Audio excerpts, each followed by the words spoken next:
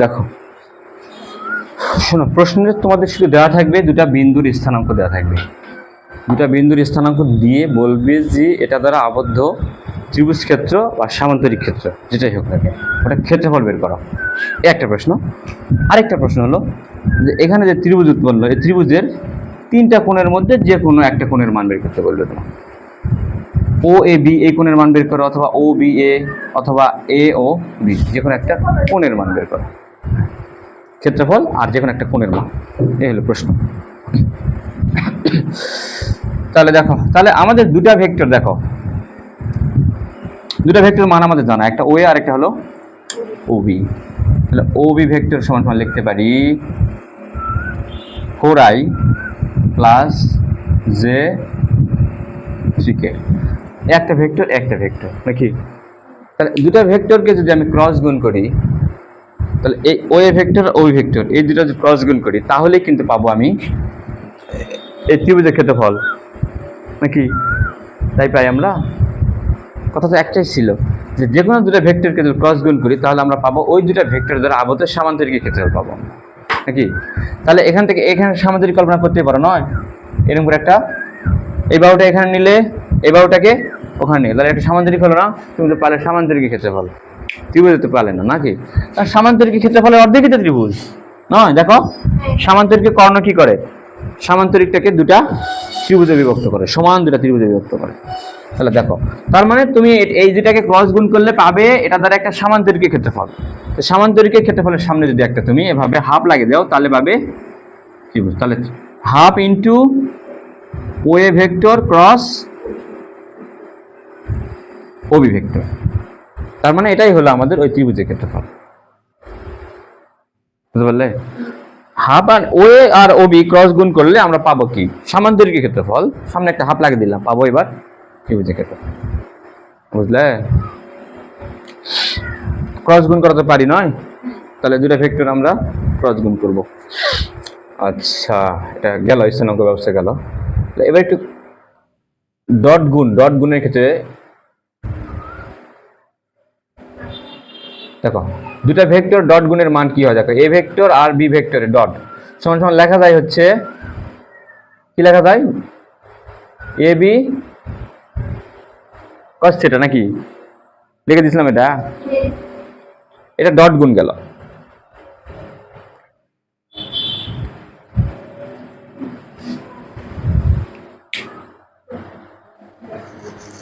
দামি সূত্র কিন্তু সবচেয়ে দামি দুটো সূত্র, সেটা হলো ভেক্টর ডট গুণ করলে এটা হয় এ ভেক্টর আর বি ভেক্টর ডট গুণ করলাম মানে এ বি কস থিটা। আর যদি ক্রস গুণ করি,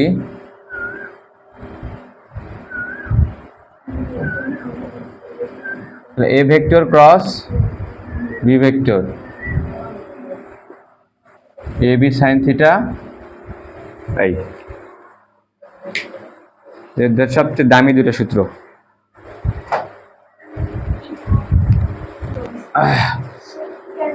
দুটা ভেক্টর ডট করলে আমরা পাই স্কেলার রাশি, ডট গুণ করলে দুটা ভেক্টর রাশি ডট গুণফল সবসময় স্কেলার রাশি হয়। আর দুটি ভেক্টরের ক্রস গুণফল নতুন একটা ভেক্টর তৈরি করা। আবার দেখো সেই ভেক্টরের মান হলো এটা, দেখো এ বি সাইন থিটা। দেখো ডট করলে কি হয়, A B cos theta, R cross করলে কি হয়, এ বি সাইন থিটা। এটা মান কিন্তু ক্রস গুণফলের মান। তাহলে এইটাটা কি বলে জানো, এই যে এই মানটা আছে না, এই মানটার হলো দিক প্রকাশ করে। বুঝতে পারলে? এটা হলো একটা একক ভেক্টর, এখানে একক ভেক্টর। আর এই ভেক্টরটা কোথায় থাকে জানো, এই যে এ আর বি ভেক্টর যে গুণ করলাম, ক্রস করলে আমরা কি পাই, একটা সামান্তরিকের ক্ষেত্রফল পাই, তাই তো? একটা ক্ষেত্রফল পাই আমরা। ওকে, তা ওই ক্ষেত্রফলের লম্ব বরাবর যে দিক, সেটাই হলো আমাদের এটা। তার মানে দেখো এটা একটা সামান্তরিক নাকি? তো সামান্তরিকের এটা ভেক্টর এটা করলাম, তার মানে সামান্তরিকের ক্ষেত্রফল পেলাম। তাহলে বলে এই সামান্তরিকের ক্ষেত্রে আমাদের ইটার মানটা কোন দিকে হবে, বোর্ডের বরাবর। দেখাই যেখান থেকে এটা, এই কলমটাই হলো ইটার দিক, এই দিক বরাবর। বুঝতে পারলে? এখন যদি মনে করো এক্স অক্ষের দিকে একটা ভেক্টর আছে, আরেকটা ভেক্টর আছে হলো ওয়াই অক্ষের দিকে, তাহলে এক্স আর ওয়াই ক্রস গুণ করলাম, হাতটা এদিক থেকে এদিকে সরালাম নাকি? গুণালেখ থাকলো কোথায়, কোন অক্ষের দিকে? সেটার নাম কি? জেড অক্ষ। এটা এক্স, এটা ওয়াই, আর এই যে ভেদ করে নাকি, মানে এই দিকটা একটা লাঠি ঢুকে দিয়ে ওই পার দেওয়াল ওই পার বার করা লাগবে, হ্যাঁ, তাহলে এটা হবে আমাদের কি? জেড অক্ষ। তাহলে তুমি তো এই দিক থেকে কি ঘোরা, ঘুরালো কোন দিকে? জেড অক্ষের ধনাত্মক দিকে কিন্তু নয়। তার মানে তাহলে এদিকে একক ভেক্টরকে আমরা প্রকাশ করি হলো আই দ্বারা, আর এদিকের একক ভেক্টর হলো জে দ্বারা। তার মানে আর এদিকে হলো এদিকে, তার উপায় নেই। বলো, ডান হাতি স্ক্রু,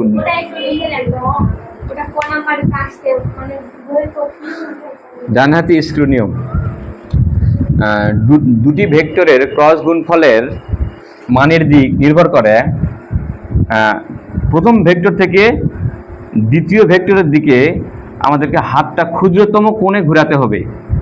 প্রথম ভেক্টর থেকে দ্বিতীয় ভেক্টরের দিকে আমাদের ডান হাতটা ক্ষুদ্রতম কোণে ঘোরালে বৃদ্ধাঙ্গুল যেদিকে থাকবে সেদিকই হবে আমাদের ওই দুটি ভেক্টরের ক্রস গুণফলের দিক। ডান হাতি, এই ডান হাতি ও ডান হাতি স্ক্রু নিয়ম।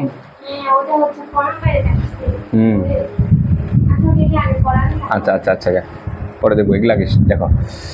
ওকে, এখন কথা হলো দেখো, তাহলে আই আর জে নাকি এক্স অক্ষের দিকে একটা ভেক্টর আছে আর একটা ভেক্টর আছে ওয়াই অক্ষের দিকে। তাহলে ওই দুটা ভেক্টরকে যদি আমি ক্রস গুণ করি তাহলে ওই ক্রস গুণফলের দিকটা কোন দিক হবে?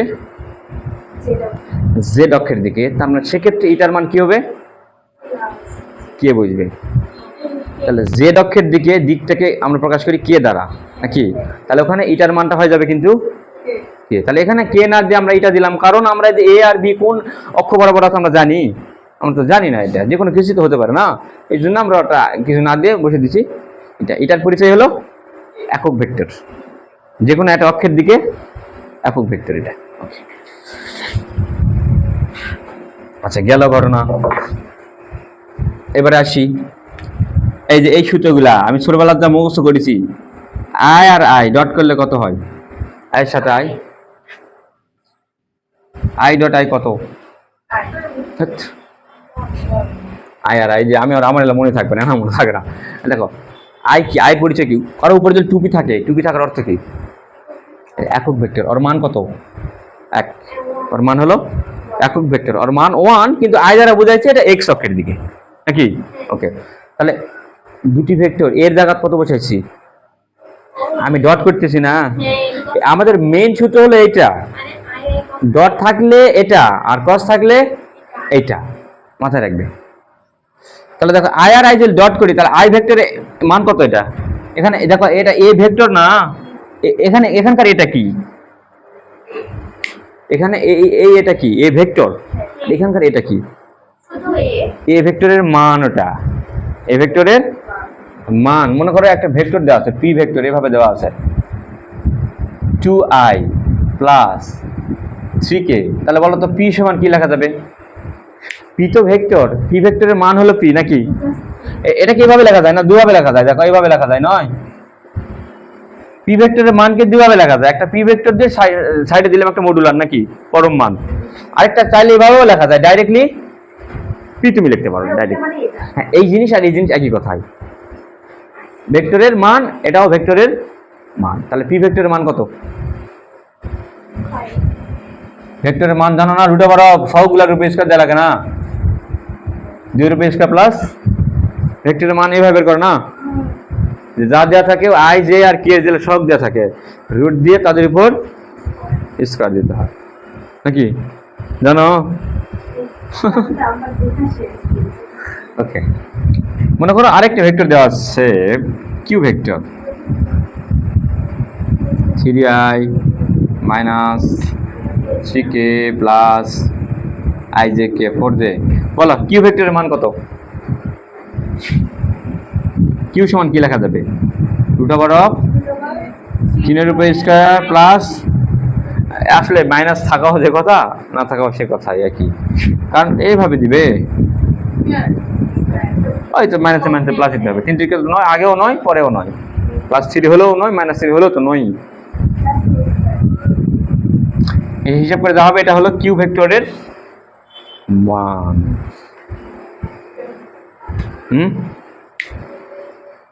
ওকে, তাহলে দেখো, তাহলে আই আর আই ডট করলে কি হয় দেখো, আই এর মান কত, এই আই এর মান কত cos থিটা, বলে আই এর সাথে আই কত ডিগ্রি, এর সাথে আই 0 ডিগ্রি। দুটি ভেক্টর যদি সমান্তরাল হয়, মাথায় রাখো আরেকটা দামি কথা করছি কিন্তু, দুটি ভেক্টর যদি সমান্তরাল হয় তাহলে তাদের মধ্যবর্তী কোণ হলো 0 ডিগ্রি।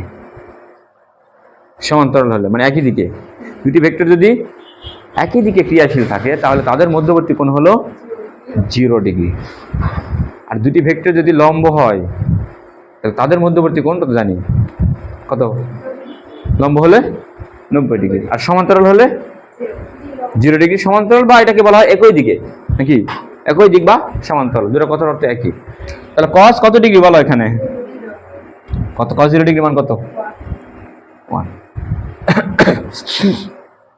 cos 0 ডিগ্রি মান হলো 1। ওকে, তাহলে দেখো আই আর আই তাহলে একই রকম ভেক্টর, ডট গুণ করলে সবসময় আমরা পাবো 1। তাহলে আই ডট আই মানে 1। তাহলে বলো জে ডট জে কত হবে, তাও 1। কে ডট কে কত হবে, 1। তাহলে ডট গুণের ক্ষেত্রে সূত্র নাও এলা, আমাদের সময় এলে সার করতে এলে সূত্র এলাম মুখস্থ করে ডাকো তোমরা।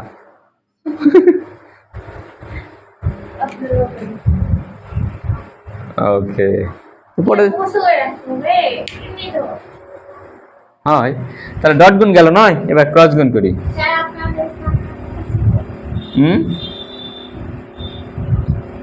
আই আর আই ক্রস করলে কত হবে এখন আসি, আই এ ভেক্টরে দেখো এ বি সাইন থিটা কিন্তু ক্রস গুণ ফলের সূত্র। তাহলে আই এর মান 1 ইনটু আই এর মান 1 ইনটু এবার সাইন, সাইন আই এর সাথে আই কত ডিগ্রি, 0 ডিগ্রি। তার সাথে এটা একটা ভেক্টর আছে, বলে আই এর সাথে লম্ব ভেক্টরকে আই এর সাথে আই গুণ করলে আমরা কি পাবো, আসলে কোনো ক্ষেত্রফলই পাবো না, তাই না? পাবো, আই এর সাথে আই গুণ করলে ক্ষেত্রফল পাবো, পাবো না। ওকে, তাহলে এটা একটা থাক নাকি, ওর একটা দিক হয়তো বা কিছু একটা থাকতে পারে। এখন বল সাইন 0 ডিগ্রি মান কত, 0 না, তো ওর দিক যেটা মনে সেটা হোক, এলা যাই মনে তাই হোক, লাভ আছে না। তার মানে দেখো আই এর সাথে আই ডট করলে হয় 1 আর ক্রস করলে হয় একই রকম ভেক্টর, একই, ওর সাথে ওটাই ক্রস করলে হয় সব সময় 0। তাহলে জে এর সাথে জে কত হবে, 0। এখন বলো কে এর সাথে কে, 0 নাকি? ওকে,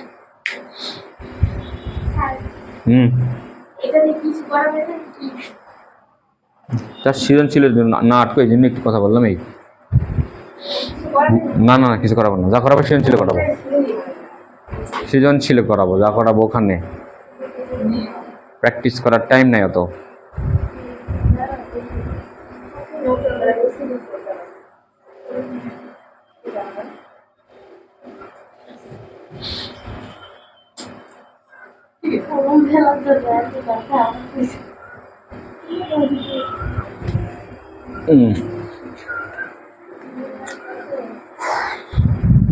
এটা মিশালাম, মিশাবো। এই স্থানাঙ্ক ব্যবস্থা এটা নিয়ে অনেক সৃজনশীল, যেটা করলে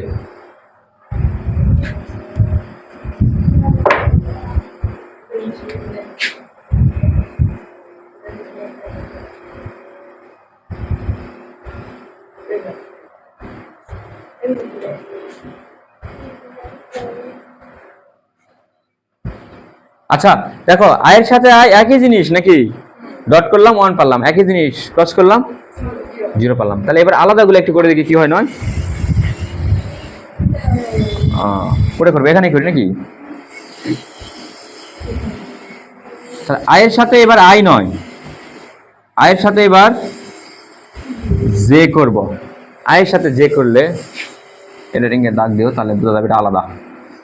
আয়ের সাথে জে করলে কত হবে বলো, আয়ের মান কত, জের মান কত 1, এটা ক্রস গুণ করতে, তাহলে cos থিটা কত, আয়ের সাথে জে কত ডিগ্রি, 90 ডিগ্রি। এই নিচে কি করতেছ, এখানে সাহায্য করো আমাকে, আয়ের সাথে যে করলে কি হবে? তাহলে এখানে 0 হবে। ঋতু কি হিন্দু বুঝছে? তাহলে দেখো এখানে আবার দেখো একই রকম ডট করলে কি হয়? 1 হয়, আর আলাদা আলাদা ডট করলে আয়ের সাথে যে, ওরে বাবা নিয়ম বার করে ফেলাইছে, দেখো দেখি কাণ্ড। আয়ের সাথে যে, এই আয়ের সাথে যে করা যে জিনিস, জের সাথে আয় করাও কিন্তু একই জিনিস। আয়ের সাথে যে গেল, এবার কে বাকি থাকলো? জের সাথে কে, তাহলে এটাও আসবে 0। সত্যি কথা বলতে কি আমার সূত্রটা তাহলে মনে থাকে না, আয়ের সাথে যে করলে কখন 0 হয় কখনো 1 হয়, কি হয় একটু মনে থাকে না, তাহলে প্যাচ লাগে। আমি করি কি, এই যে আমার এটা মনে থাকে শুধু।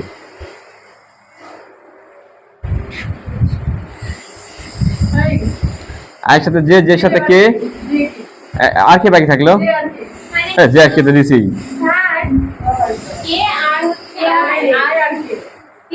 আয় আর কে বাকি থাকলো। হ্যাঁ হ্যাঁ বলো।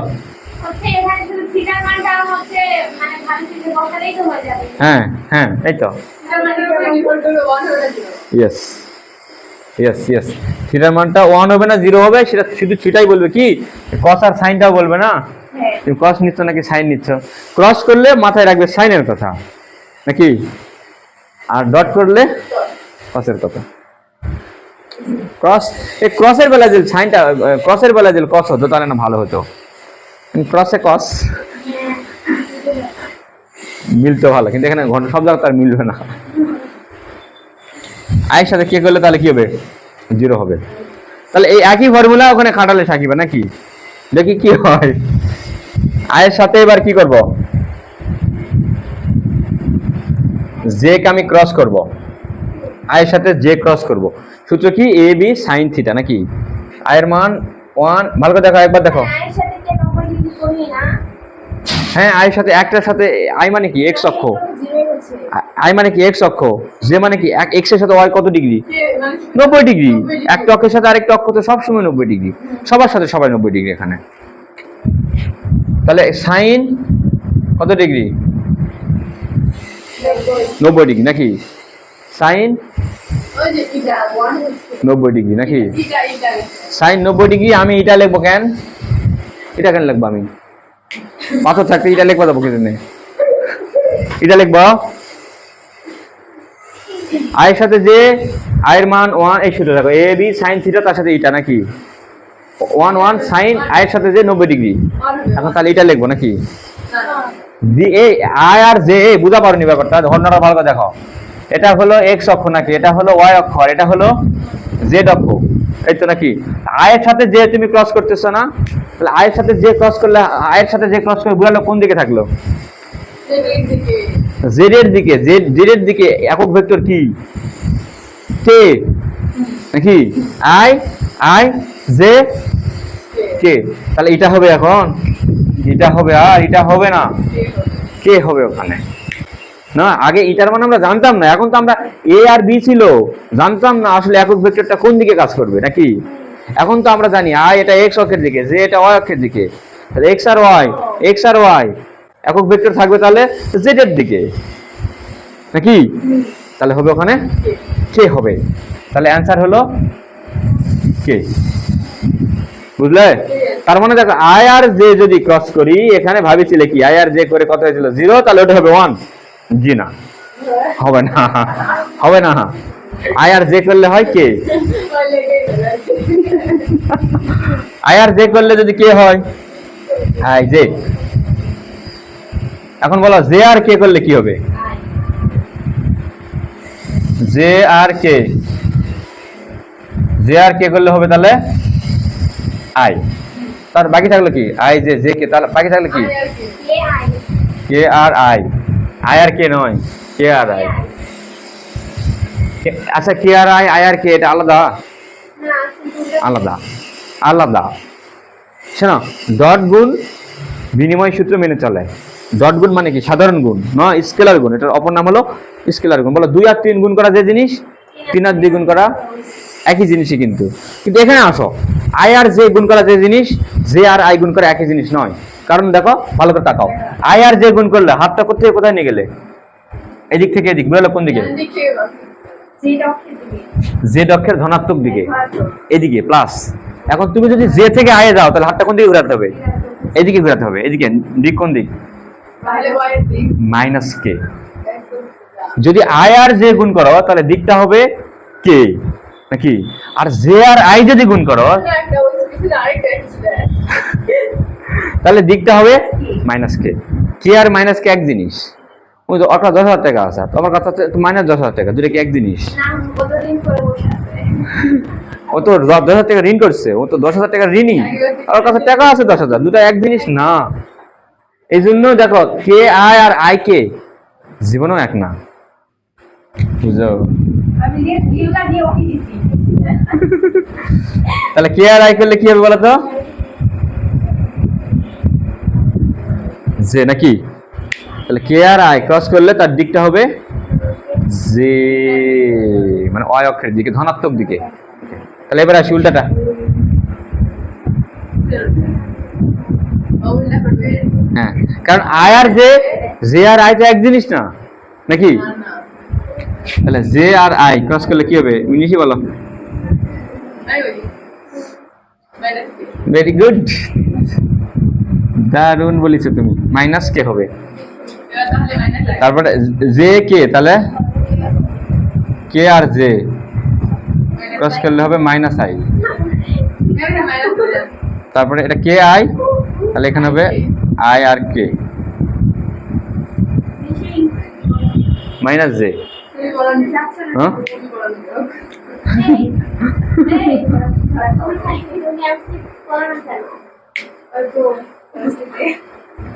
আমি করি না এখন আমি পড়ে আমি কি করব আইসিটি ফ্রি দিয়ে দিতে হয় শুধু পাস করবে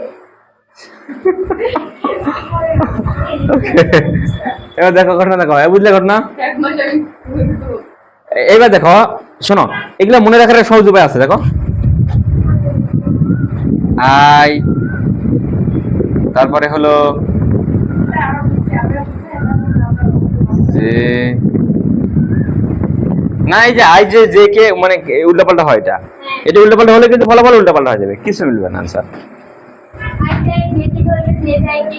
এই কারণটা মনে রাখো তাহলে হবে। দেখো স্বাভাবিক, দেখো আই জে অ্যান্সার হলো কে, জে কে অ্যান্সার হলো আই, কে আই অ্যান্সার হলো জে। এখন এই কাটার ঘড়ির কাটার দিক যেটা, ঘড়ির কাটা উল্টা দিকে গেলে অ্যান্সার আসবে মাইনাস। মানে আই থেকে কি আসে মাইনাস হ্যাঁ, আই থেকে কে মাইনাস জে, কে থেকে জে মাইনাস আই নাকি? আই থেকে কে, কে মাইনাস তো ঘুরতে হবে এভাবে, এভাবে ঘুরলে প্লাস, এভাবে ঘুরলে প্লাস, উল্টা দিকে ঘুরলে মাইনাস আসবে। এই আর একই জিনিস হলে তো অ্যান্সার জিরো হইতো নয়, আইয়ের সাথে আই ক্রস করলে জিরো।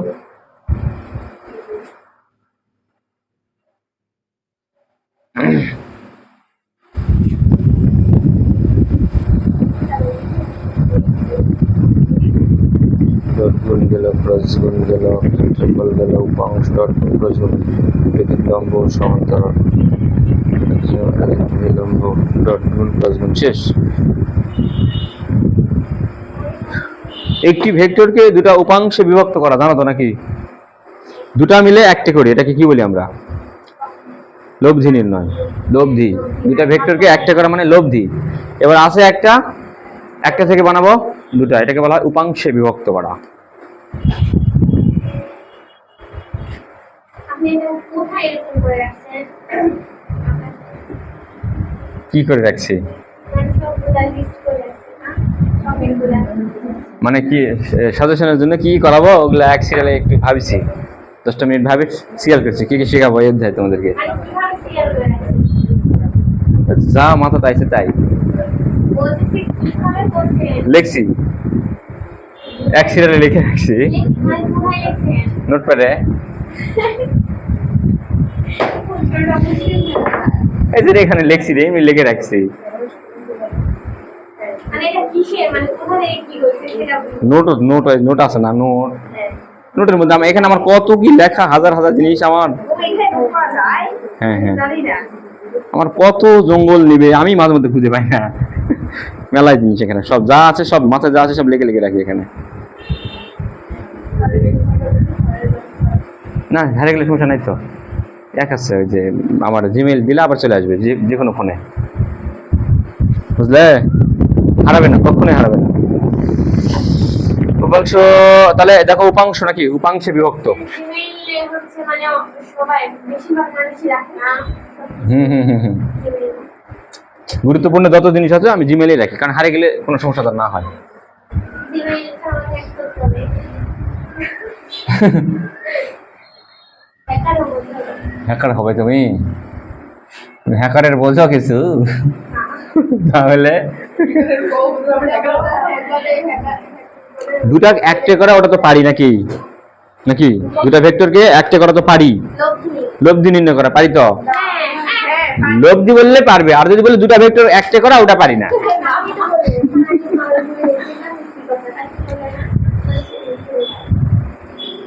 এ একটা ভেক্টর, শনিবারে ভোগ করলাম না আমরা, বলেন তো লক্ষ্মী হুম আচ্ছা পারি কিন্তু ভুলে গেছি।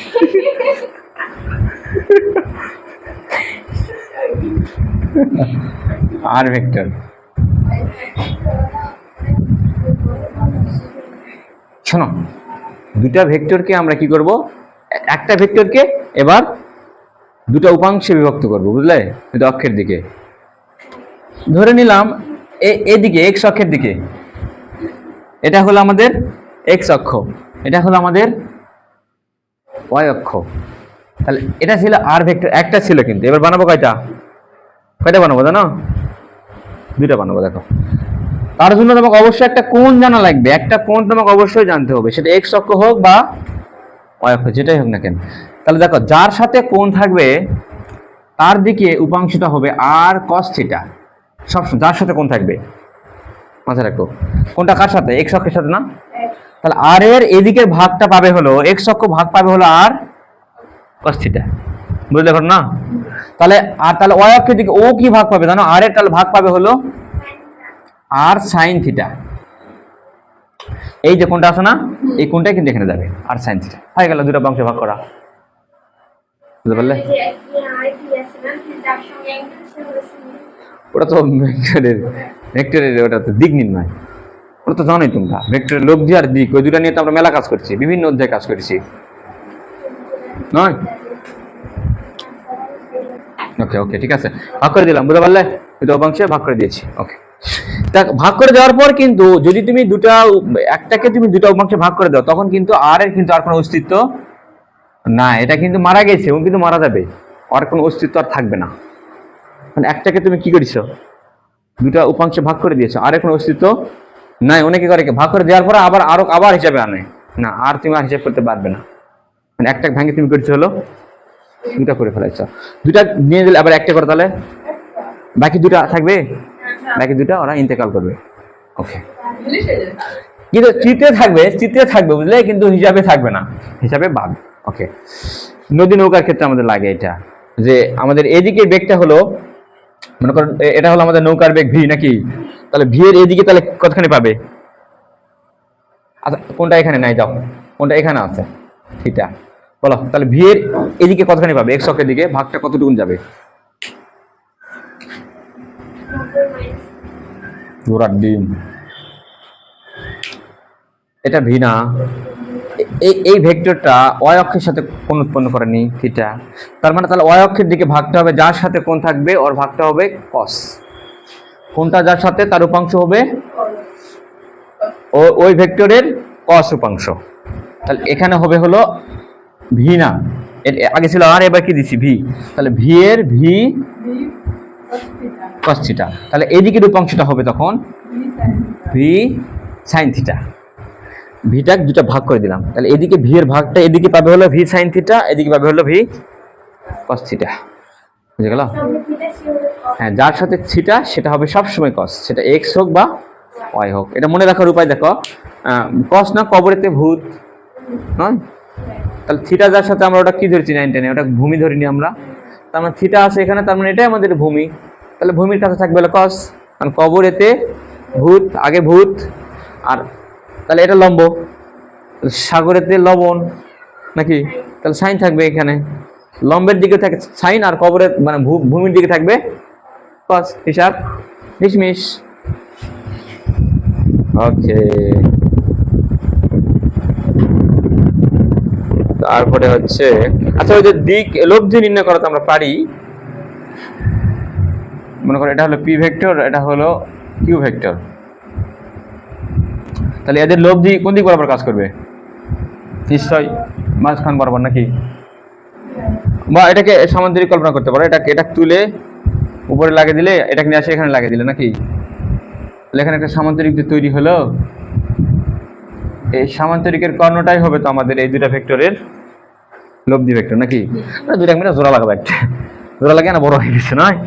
ওকে, পড়ে গেল। কিন্তু লব্ধির দিক নির্ণয়, লব্ধি এটা সূত্র কি ছিল? লব্ধি আর দ্বারা প্রকাশ করা হচ্ছে, আর সমান সমান root over of p square plus q square plus বলো 2pq cos আলফা। আলফার পরিচয় কি ছিল? দুটি ভেক্টরের মধ্যবর্তী কোণ নাকি? আলফার পরিচয় ছিল দুটি ভেক্টরের পি আর কিউ এর মধ্যবর্তী কোণ। পি আর কিউ এর মধ্যবর্তী কোণ এটা হলো আলফা, আর আর আর যে কোনো ভেক্টরের সাথে যে কোণ উৎপন্ন করলো ওটা হলো থিটা। আর এটাকেই বলি আমরা ওই লব্ধির দিক। দিকটা দেখো, দিকটা হতে পারে এটাও থিটা, আবার হতে পারে উপরে এটাকেও তুমি থিটা ধরতে পারো, কোনো সমস্যা নেই, দুটাই থিটা। হ্যাঁ, যে কোনো একটা। তবে আমরা কি করি হিসাবে সুবিধার জন্য ওই নিজেরটাই সবসময় কল্পনা করে নিই, এই আর কি। এই থিটা হলো লব্ধি যে কোনো একটা ভেক্টরের সাথে, লব্ধি যে কোনো একটা ভেক্টরের সাথে হতে পারে কিউ বা হতে পারে পি, যে কোণ উৎপন্ন করবে সেটা হচ্ছে আমাদের লব্ধির দিক। লব্ধির দিক বের করেছি আমি, এটা কি বের করলাম? লব্ধির মান নাকি আর এর মান, এটা জানো তো নাকি নিশ্চয়ই? Root over of p square plus q square plus 2pq cos alpha. এখন আমরা লব্ধির দিক বের করব, ওটা কি সূত্র ছিল? tan থিটা নাকি? tan থিটা সমান সমান দিক বের করবো। দেখো, যার সাথে কোণ থাকিবে, যার সাথে কোণ সে থাকবে সিঙ্গেল নাকি? সিঙ্গেল কোথায় থাকবে জানো? এই জায়গা নিচে। তার কার সাথে কোণ?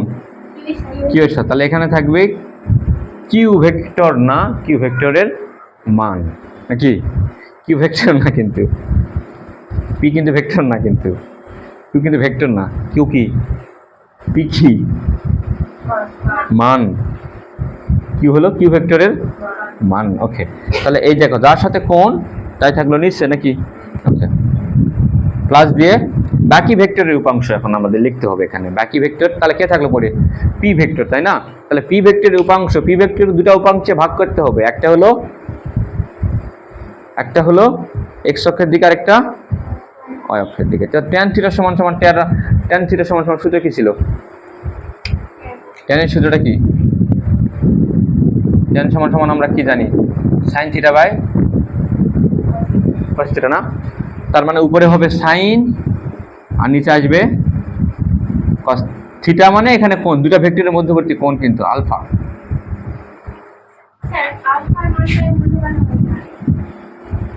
উল্টা পাল্টা হয়ে যায় এখানে এই সূত্রে, না ওই সূত্রে? এখানে। আচ্ছা, এখানে তো তোমাকে বলেছি ভেক্টর দুটার লব্ধি নির্ণয় করতে বলেছে নাকি? তুমি তো আর বের করলে, আরটা কি? ভেক্টর দুটার লব্ধি। তাহলে কোনটা কার বসাবে তুমি? ওই দুটা ভেক্টরের মধ্যবর্তী কোণ নাকি? দেখো, এই ভেক্টর আর এই ভেক্টরের মধ্যবর্তী কোণ হলো যা থাকবে প্রশ্নে, তাই তো নাকি? আমরা ধরে নিচ্ছি এখানে আলফা। ওকে, tan থিটা এটা এটা কিসের সূত্র? লব্ধির দিক নির্ণয় করব, মানে এই কোণটা না?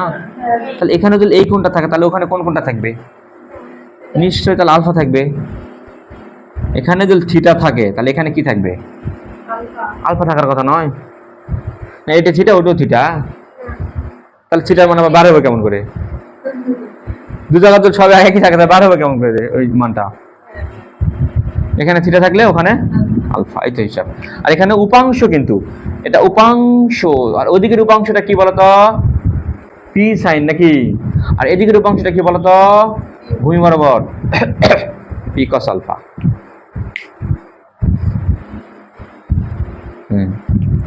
তাহলে এই দুটা সূত্র দিয়েই তো আমরা অধিকাংশ কাজই তো এই দুটা সূত্র দিয়ে হয়, অধিকাংশ কাজ।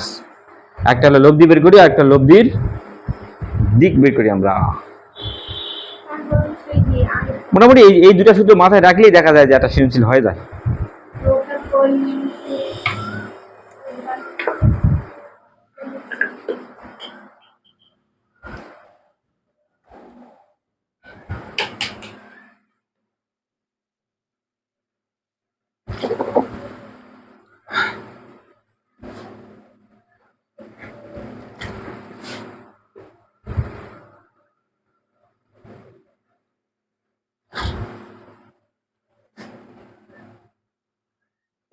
টেরা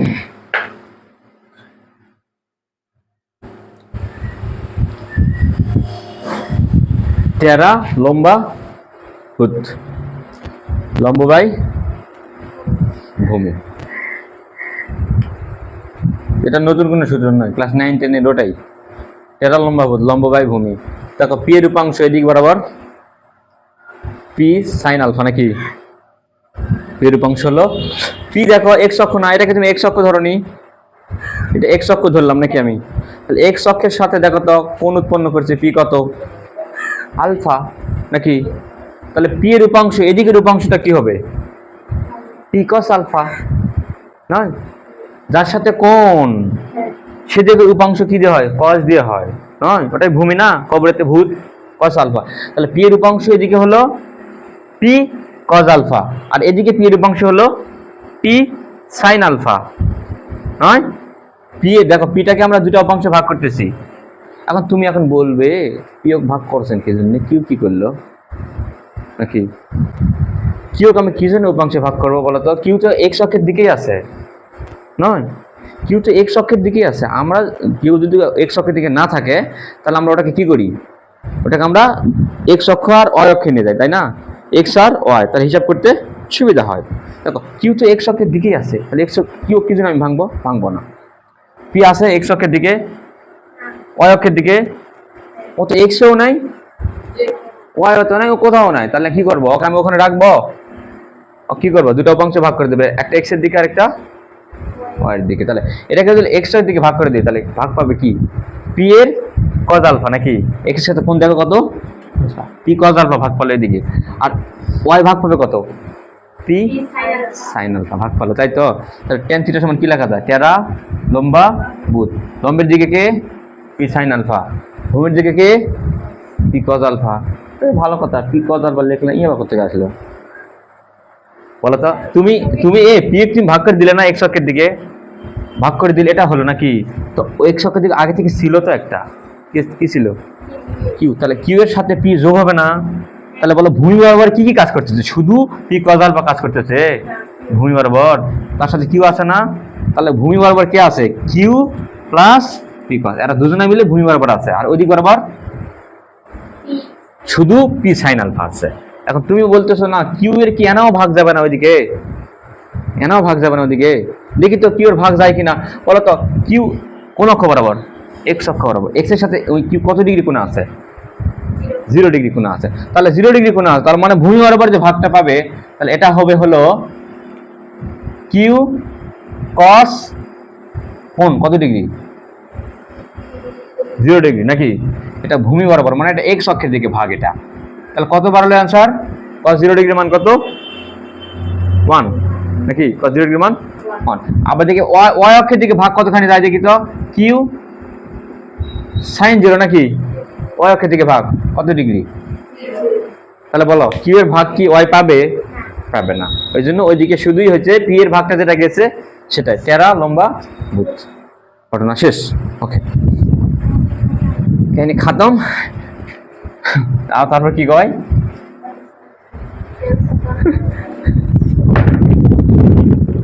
গিয়াল তোমাদের উপাংশ ভাগ হয়ে গেল, উপাংশ ভাগ হয়ে গেল, দুটি ব্যক্তির লম্ব, দুটি ব্যক্তির লম্ব সমান্তরাল, যদি নৌকা দুটি ব্যক্তির লম্ব।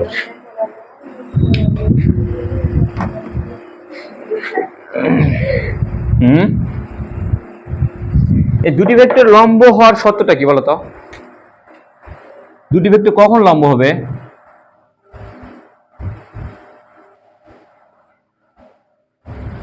প্রশ্ন করবে যে ভেক্টর দুটি লম্ব কিনা পরস্পর, দুটি ভেক্টর লম্ব হলে, দুটি ভেক্টর লম্ব হলে কি হয় বলো, লম্ব হলে তাদের মধ্যবর্তী কোণ কত, হ্যাঁ 90 ডিগ্রি।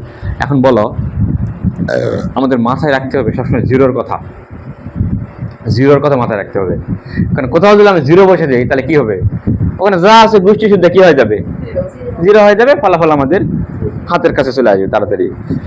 তাহলে দুটি ভেক্টর লম্ব হতে গেলে তাদের মধ্যবর্তী কোণ হলো 90 ডিগ্রি। এখন বলো তো cos 90 ডিগ্রি মান 0 না sin 90 ডিগ্রি মান 0,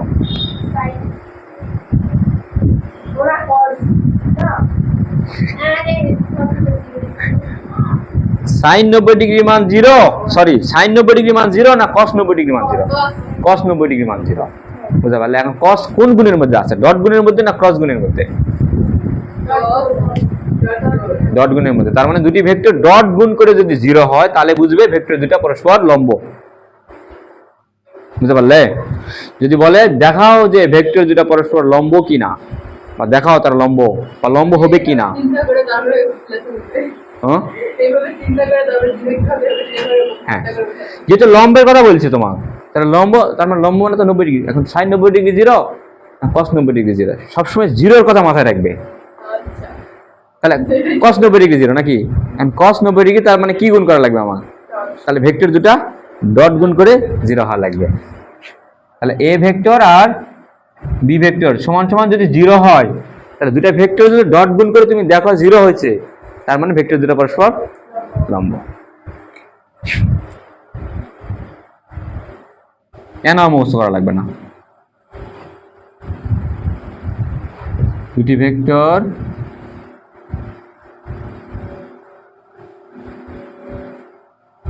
সমান্তরাল হলে, এখন সমান্তরাল যদি হয় দুটি ভেক্টর, তাহলে বলো মধ্যবর্তী কোণ কত ডিগ্রি? জিরো। এখন বলো cos 0 ডিগ্রি 0 না sin 0 ডিগ্রি 0? sin 0 ডিগ্রি 0, তার মানে কি গুণ করা লাগবে এখন? ক্রস গুণ করা লাগবে। তার মানে তুমি যদি দেখো যে দুটি ভেক্টর ক্রস গুণ করে 0 হয়েছে, তার মানে ভেক্টর দুটো পরস্পর সমান্তরাল নাকি? তার সমান্তরাল হতে গেলে ক্রস গুণফল হওয়া লাগবে 0, উল্টাটা। ক্রস গুণফল যদি 0 হয় তাহলে ভেক্টর দুটো সমান্তরাল, প্রমাণ হয়ে গেল। এই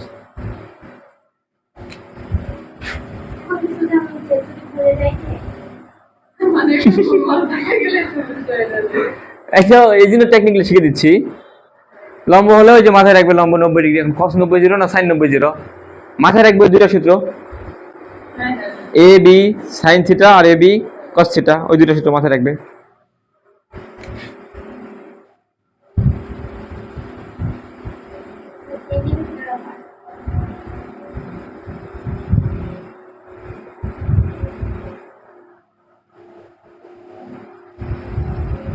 তিনটি ভেক্টর একই সমতলে থাকবে কি থাকবে না, এই জাতীয় প্রশ্ন অনেক করে।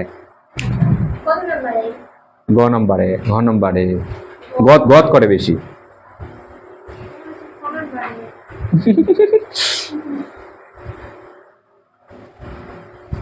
তিনটি ভেক্টর একই সমতলে থাকলে, তিনটি ভেক্টর একই সমতলে থাকলে, একই সমতলে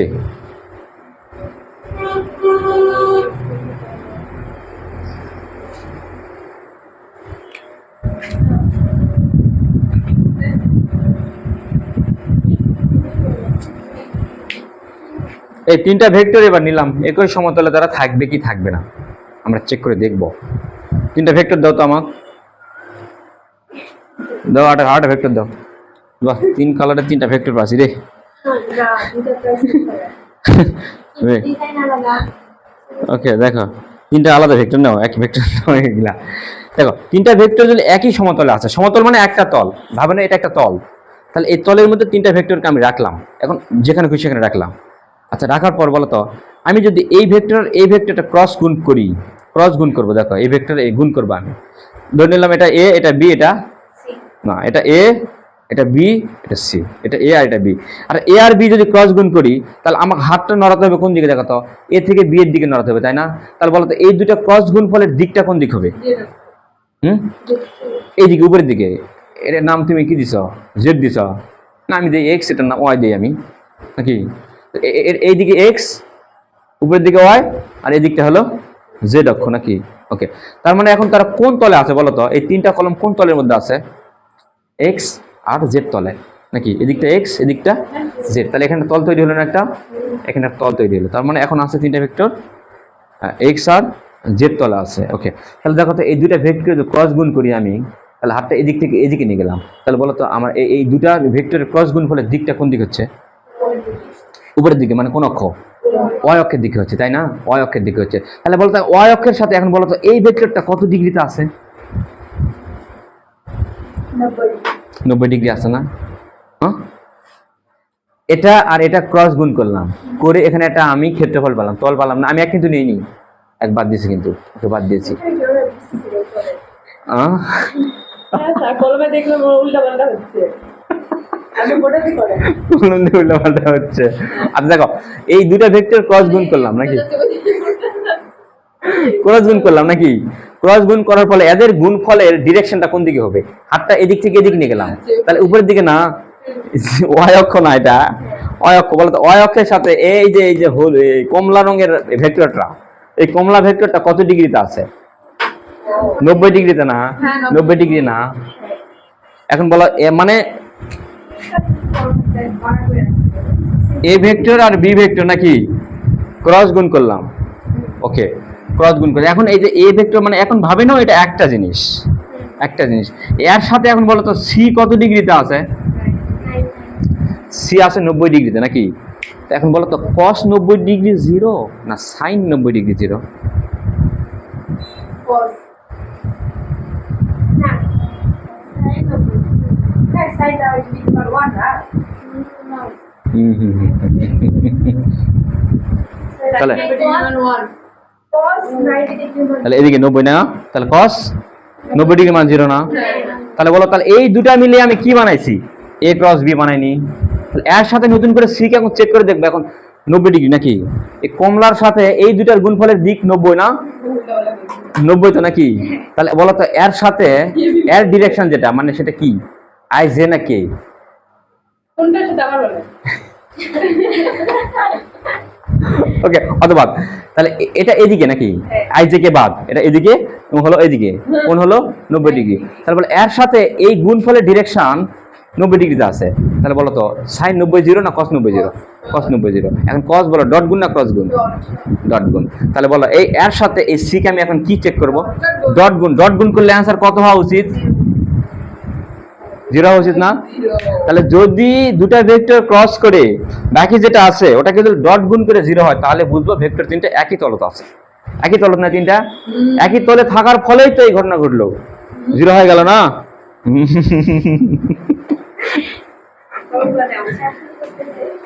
বুঝলে ব্যাপারটা? ওকে, এই তাহলে এটা তোমরা এক কাজ করতে পারো, সূত্র হিসেবে মনে রাখতে পারো। কতটা যে বুঝলে আমি জানি না। তাহলে তুমি যে কোনো দূরে নিতে পারো, তো আমি তো এ আর বি নিলাম না, তুমি ইচ্ছা মতো নিবে যেটা খুশি সেটা। আর সবচেয়ে ভালো হয় এ আর বি নিয়ে তার সাথে সি লাগিয়ে দিলাম। তাহলে একই সমতলে থাকবে কিনা যদি বলে তাহলে কি করব? যে কোনো দুটা ভেক্টরকে ক্রস গুণ করব, ক্রস গুণ করে ওই ক্রস গুণফলের সাথে আরেকটা ভেক্টরকে ডট গুণ করব, করে যদি দেখি 0 হয়েছে তাহলে বলবো একই সমতলে আছে। আর না হলে বলবো একই সমতলে নাই, ই আছে এদিকে এই তলে আছে, আরেকজন আছে এই তলে, আরেকজন আছে ওই তলে, বিভিন্ন তলে আছে। কটা তল এখানে সব মিলে? সব মিলে কয়টা তল জানো? একটা তল, এক্স আর ওয়াই নিলে, এক্স আর জেড নিলে এদিকে একটা তল, তারপরে এদিকে এক্স নিলাম ওদিকে ওয়াই নিলাম, একটা তল গেল, বুঝলে? তাহলে কটা হলো? দুটো তল হলো। আরেকটা হলো ওইদিকে জেড নিব আর ওইদিকে ওয়াই নিব, এই একটা তল হবে, বুঝলে? টোটাল হলো 3টা তল।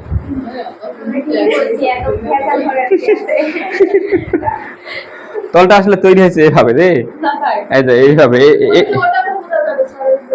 না না ওটা অত প্র্যাকটিক্যালি বুঝতে পারবে না, প্র্যাকটিক্যালি বুঝতে পারবে না। এভাবে তল তৈরি হবে, দেখো এভাবে তল তৈরি হবে। দেখো এটা হলো, মনে করো যে এটা হলো এক্স অক্ষ, বুঝলে? এটা এক্স অক্ষ, আর উপরে এটা হলো ওয়াই অক্ষ, আর এদিকটা হলো জেড অক্ষ। জেড অক্ষের এই সাইডটা আছে, এই সাইডটা কিন্তু না, এটা আটা জোড়া লাগা লাগবে এই করে। এইবার ঠিক আছে। দেখো এটা হলো আমাদের তল, দেখা পাইছ? ধরো ধরে ধরো, শোনো এদিকেরটা কি এক্স নাকি? উপরে নিচ ওয়াই, তাহলে এক্স এর সাথে ওয়াই মিলে তৈরি হয়েছে এই তলটা, দেখা পাচ্ছে এই তল, এই যে এই পুরাটা, তাহলে এই একটা তল তৈরি হয়েছে এখানে এক্স আর ওয়াই মিলে, নয়? তারপরে এদিকে কি ছিল? এটা জেড ছিল না? জেড উপরে কত কি ছিল? এটা ওয়াই। তাহলে জেড আর ওয়াই মিলে তৈরি হয়েছে হলো এই যে এই তলটা, এই পার এই পার এই পার এই পার, এই দেখছো এই তলটা তৈরি হয়েছে। তাহলে কটা হলো? এক দুই তিন তাহলে তৈরি হয়েছে হলো সব মিলে তিনটে তল, আরেকটা তল আমরা তৈরি করা পাইনি এখনো। এটুকুনে সেটা হলো তলের নিচে এখানে একটা তল তৈরি, এটা এটা মাঝের মধ্যে রাখি, তাহলে কি হবে, এদিকটা কি, এদিকটা হলো এখানে দুইটা তল হয়েছে এখানে দুইটা তল হয়েছে, এখানে দুইটা তল, এখানে দুইটা, আরেকটা হলো এদিকে জেড একটা, এদিকে এক্স একটা, জেড আর এক্স মিলে এখানে একটা মাজা তৈরি হবে, একটা এখানে আরেকটা তল, এই যে এর উপরে রাখলে এই টেবিলটা একটা তল, বুঝতে পারলে? ওকে, ঠিক আছে। তাহলে আমার কলম ফেলে কোথায় তোমার কলম? স্যার হুম, আমাকে কয়টা কমপ্লিট করে দিয়েছে না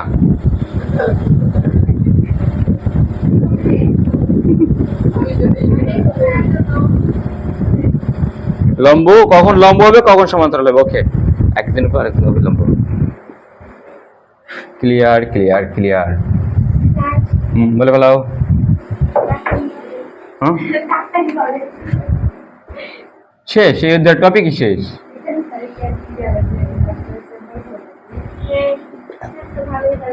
একটি ভেক্টরের উপর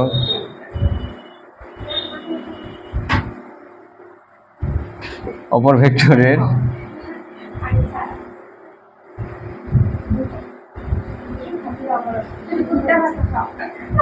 করে দাও লম্ব বিক্ষেপ। রেডি করে দাও বলে না দেই এ তোমাদের এলাকার তো খুব ভুট্টা আবাদ করে, দ্বিতীয় এলাকা রতনপুর এলাকায়। তা বললো স্যার আপনি ঘুরতেছেন ঠিক।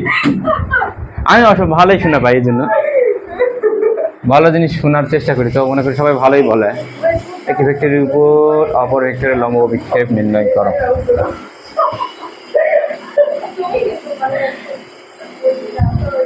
দেখো এদিকে তাকাও, একটি ভেক্টরের উপর আরেকটি ভেক্টরের লম্ব অভিক্ষেপ নির্ণয় করতে হবে। লম্ব অভিক্ষেপের সোজা খাঁটি বাংলা হলো একটি ভেক্টরের উপর আরেকটা ভেক্টরে কতটুকু ছায়া পড়লো, বুঝতে পারলে? লম্ব অভিক্ষেপ কথাটা শুনতে তো একটু অন্যরকম লাগতেছে। লম্ব অভিক্ষেপ মানে ছায়া, স্যার বলো। আমার প্রথমে টপিক আছে নাই, শেষ শেষ। শেষ করলাম নাবলা আছে শুধু, নাবলা নেবলা, এটা অপারেটর হ্যাঁ নেবলা আবার, হ্যাঁ এটা শুধু নেবলা থেকে একটা প্রশ্ন হওয়ার সম্ভাবনা আছে। হ্যাঁ ওটা অনেক সহজ হুম, ওটা থেকে আসছি না বেশি তাই নেবলা মনে করে চলে আসে, দাও। কেউ নাবলা হয়, কেউ নেবলা হয়। এখান থেকে একটা নদী নৌকা একটা দুটো তো হয়ে গেল এই ডাবলা অপারেটর থেকে বেশি আছে বেশি আসে না, আমি কোন পাই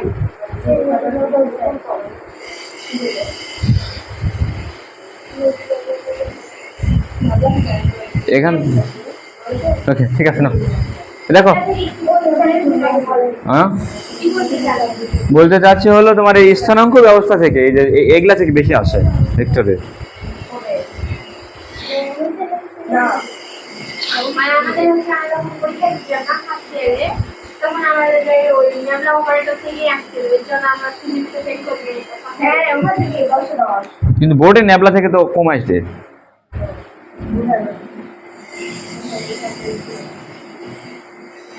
দেখো এটা হলো এ ভেক্টর, এটা হলো বি ভেক্টর। বলো তো এর উপর এই কোনটা তাদের মধ্যবর্তী, কোনটা ধরে নিলাম আমরা, সেটা বা যেটা ধরে নিবে সেটা ধরে নেবে, কোনো সমস্যা নাই, যা খুশি তাই ধরে নিতে পারো, আলফা ধরে নিতে পারো। এখন বলো তো এই যে এর উপরে বীর যতটুকু ছায়া পড়লো না, এর উপরে বীর ছায়াটা কেমন করে পড়বে? নিশ্চয় এই লাইটটা এভাবে মারলে হবে না, লাইটটা এভাবে মারলে তো আর ছায়া তো চলে যাবে, এখন ওই চলে যাবে, ছায়াটা মারতে হবে উপর থেকে, লাইটটা মারতে হবে এভাবে। লাইটটা যদি মারো তাহলে এখান থেকে শুধু কথা এই মাথা থেকে এর উপর লম্ব টানতে হবে, যে এই যে অংশটা আছে না, এই অংশটা কিন্তু এ ভেক্টরের উপর বি ভেক্টরের ছায়া। আর এটাকে আমরা বলতেছি এ ভেক্টরের উপর বি ভেক্টরের লম্ব অভিক্ষেপ, এর উপরে বি এর লম্ব অভিক্ষেপ। তাহলে কাজ হবে কাজ নিয়ে, শুধু দিক নিয়ে আমার কাজ হবে, তাই না? এক নিয়ে তো কোনো কাজ নাই। কারণ দেখো এই ভেক্টরটা এত বড় হতে পারে, এত বড় হলেও যা হবে, এ ভেক্টর এখানে নিয়ে গেলেও আর ছায়া কিন্তু সেম হবে, কাজ আমার শুধু বি এক্স নিয়ে। তাহলে এর উপর বি এর লম্ব অভিক্ষেপ, আর না সোজা বাংলায় বলা যায় না। দেখো তো এটা একটা সমকোণী ত্রিভুজ না, এটার নাম এটা এটা দিলাম ও, এটার নাম দেবো হলো ই, এটা লম্বটার নাম দিলাম, এটার নাম দিলাম এফ নাকি। তাহলে এফ লম্বটার নাম। তাহলে বলো আমার লাগবে কি জানো, বি এর ছায়ার মানটা লাগবে না, মানে কি ও এফ না, ও এফ বারোটা লাগবে তো, এই তো। তাহলে ও এফ দেখো তো আমার জানা আছে কি বলো তো, ওই ওই আমি জানি, তুমি ও এফ তুমি জানো না, কারণ এ ভেক্টর মানে এখান থেকে শুরু এ ভেক্টর চলে গেছে, এ ভেক্টর অনেক বড় হতে পারতো না, এর উপর বি কতটুকু পড়লো তোমার জানা আছে, শুধু বি এর মান, এর মান তোমার জানা নাই, কিন্তু এই ত্রিভুজের ভিতর জানা নাই, এ তো এখান থেকে নয়, ত্রিভুজের ভিতর কি এ আসবে, না আসবে না। তো তোমার লাগবে হলো ভূমিটা বের করা, তোমার জানা আছে কি অতিভুজ, তাহলে তুমি জানো অতিভুজ বের করবে কি ভূমি, ভূমি আর অতিভুজ কার মধ্যে আছে, সাইন কস না ট্যান, কবরেতে ভূত অনেক, কবরেতে ভূত অনেক, কস ফেলাবো নাকি, সাইন ফেলাবো, সাগরেতে লবণ অনেক, লম্বা আমি জানি জানি না, আমি জানি শুধু বি ভেক্টরটা। তার আমার দরকার ও এফ, বুঝলে, এই ও এফটাই হলো এ এর উপর বি এর লম্ব অভিক্ষেপ, ও এফটাই। তাহলে ও এর সময় লেখা যায়, সরি কস থিটা নাকি, কস থিটা কবরেতে ভূত অনেক নাকি, এই তো। আমার কার মান লাগবে জানি, ও এফ মানে কতটুকু ছায়া পড়লো এর উপরে, বিয়ের ছায়াটা এতটুকু পড়েনি, লাইট ফেললে দেখো এতটুকু ছায়া পড়ছে কিন্তু, ওকে। তার আমার লাগবে এখান থেকে ও এফ, তাহলে ও এফ সমান কি লেখা যাচ্ছে, ওই কস থিটা না। এখন বলো তো ওই এই বাহুটার মান কত, এটা বি ভেক্টর, বি ভেক্টরের মান হলো বি, হ্যাঁ বি ভেক্টরের মান হলো বি, তার মানে আমি না লিখে এখানে বি cos θ লিখতে পারি। অর্থাৎ এই হলো আমাদের এর উপর বি এর লম্ব অভিক্ষেপ, যার লম্ব অভিক্ষেপ বের করতে বলবে, যার উপরে তার কিন্তু হিসাব নাই, যার উপরে পড়বে আসে এর উপর বি এর লম্ব অভিক্ষেপ, যা আসে পড়লো, কে পড়লো আছে বি আসে পড়লো নাকি, যে পড়বে তাকিতে লাগবে নাকি, তাকিতে লাগবে, যাই আসে পড়বে মাজাক আছে, মাজাক লাগবে না, ও কি লাগবে, যাই আসে পড়বে তা কি লাগবে, লাগবে মানে কোন লাগবে, ব্যথা লাগার কথা নয়, ব্যথা লাগার কথা কইনি, ওই যে ওর প্রয়োজন হবে, ওরই প্রয়োজন হবে, মানে বিয়ের প্রয়োজন হবে নাকি, এর উপরে কে পড়লো, বি পড়লো, কার প্রয়োজন, বিয়ের প্রয়োজন, তাহলে ওই বি cos θ, বুঝে গেল, শেষ। যদি বলা হতো ঋতু ঋতু, যদি বলা হতো বি এর উপর এ এর লম্ব অভিক্ষেপ বের করো, তাহলে কে পড়লো যায়, এ পড়লো যায়, কাক লাগবে, আমাকে লাগবে, তুমি বললে আমাকে লাগবে, এটা বোঝান হচ্ছে তুমি ছাদ থেকে পড়ে গেল, পড়ে গেলে আমরা যাই মাটি মাটি পড়ে গেলে, তুমি পড়ে গেলে কাক, কাক লাগবে, আমাকে লাগবে, তোমাকে লাগবে, না ইয়ে লাগবে মাটি মাটি কি লাগবে, ওকে। তার মানে বি এর উপর এ লম্ব অভিক্ষেপ, তাহলে বি এর উপর যায় কে পড়ছে, কে পড়ছে যায় এ পড়ছে, কাক লাগবে, এ লাগবে, তাহলে এ cos θ, বুঝতে পারলে, যাই পড়বে তারই এই cos θ। এই তোমার এটা বলে দিই জানি না এখন নয় এখন বলো তো এই বি cos θ এর মানটা কেমন করে বের করবো, বি cos θ এর মানটা কেমন করে বের করবো, জি না, বি cos θ কোথায় জানি একটা আছে, তোমরা জানো, দেখাই যায়, দুটা ভেক্টরকে ডট গুণ করি, তাহলে অ্যান্সার কি হয় জানো, এ বি cos θ নয়, এই যে দেখিছো এই জায়গা লুকে আছে বি cos θ,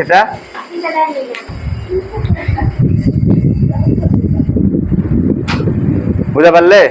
তার মানে যদি বলা হয় একটা ভেক্টরের উপর আরেকটা ভেক্টরের লম্ব অভিক্ষেপ বের করো, তাহলে আমরা কি করবো জানো, দুটা ভেক্টরকে ডট গুণ করবো, ডট গুণ করে সময় লেখা বা এ বি cos θ, আমার লাগবে কার মান বলো, বি cos θ হচ্ছে লম্ব অভিক্ষেপ, কার লম্ব অভিক্ষেপ, এর উপর বি এর লম্ব অভিক্ষেপ নাকি, এর উপরে বি আসে পড়ছে, তার মানে এখান থেকে তাহলে বি cos θ মান কত হচ্ছে বলো, A vector dot B vector divided, তার মানে এ ভেক্টরের উপর বি এর লম্ব অভিক্ষেপ হলো এ ভেক্টর, আর বি ভেক্টর ডট গুণ করে ওটাকে ভাগ দিতে হবে হলো এ ভেক্টরের মান দিয়ে, এ আছে না ভেক্টর আছে এখানে, এ ভেক্টরের মান দিয়ে ভাগ করলে আমরা পাবো কি, এর উপর বি এর লম্ব অভিক্ষেপ। অধিকাংশ ক্ষেত্রে এটা করে বের করা লাগে, কিন্তু তোমার হাতে যদি থাকে থিটা তাহলে তো আর কাহিনী নাই, নাকি বলো? বি কস থিটা, বি এর মান বসালে থিটার মান বসালে হিসাব করলে হয়ে গেল। এত কাহিনী করে এ আর বি ডট করে ওটাকে আবার এর মান দিয়ে ভাগ দিয়ে দরকার নাই তো। আমার দরকার বি কস থিটা, যেভাবে হোক বের করলেই তো হলো, নাকি?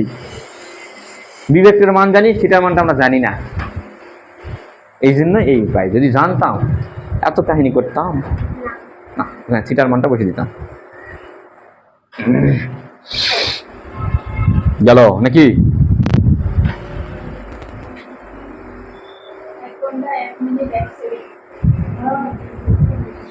এবার একটু ন্যাবলা নিয়ে আলোচনা করি না, ন্যাবলা করলেই শেষ হয়ে উঠবে। তাহলে সামনের একদিন পাচ্ছি নয় সাকিবা, সামনের একদিন, তাহলে ওই একদিনে ভেক্টর শেষ। নদী নৌকার ভেক্টর, ওই ভেক্টর নিয়ে সৃজনশীল প্র্যাকটিস করবো একদিন, ভাষা থেকে দেখবি ভালো করে। যা করলাম দেখো, এলার ভিতরে যেগুলো আছে সবগুলো দেখে আসবে। এবার একটু নাবলা অপারেটর, নাবলা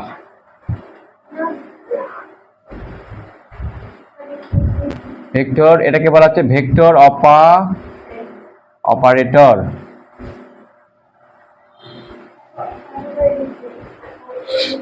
অত ডিটেলস আলোচনা করা পাচ্ছি না, কিছু মনে করো না। জান এক নাবলা দিয়ে প্রথমে নির্ণয় করা হয় গ্রাডিয়েন্ট,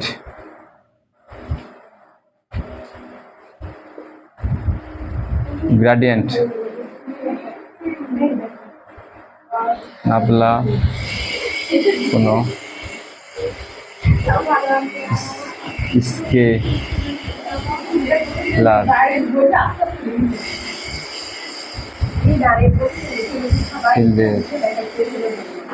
ফিল্ডের সাথে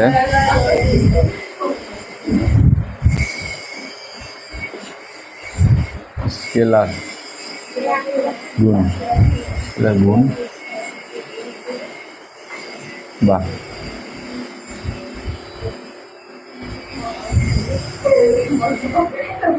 ডট গুণ করলে, স্কেলার গুণ বা ডট গুণ করলে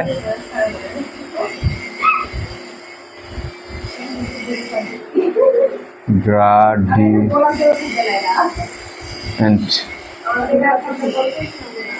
এলাকায় গণেশন বলে, কিন্তু গ্রাডিয়েন্ট কাকে বলা হয়? গ্রাডিয়েন্ট কাকে বলা হয় দেখো, নাবলা কোনো স্কেলার ফিল্ডের সাথে স্কেলার গুণ বা ডট গুণ করলে তাকে বলা হচ্ছে গ্রাডিয়েন্ট। হ্যাঁ, স্কেলার গুণ মানে সাধারণ গুণ, ডট গুণ। স্কেলার রাশি তো আর স্কেলার ভেক্টর গুণ হবে না, নাকি? ভেক্টর রাশির হবে ভেক্টর গুণ, স্কেলার রাশি আবার কেমন করে ভেক্টর গুণ হয়? যেহেতু নাবলা কাজ করতেছে স্কেলার রাশির সাথে, নাকি স্কেলার ফিল্ড, এখানে ফিল্ড কথাটা বলছি, এখানে স্কেলার রাশি আমি বলতেই পারি, কিন্তু রাশি বা ফিল্ড একই কথা।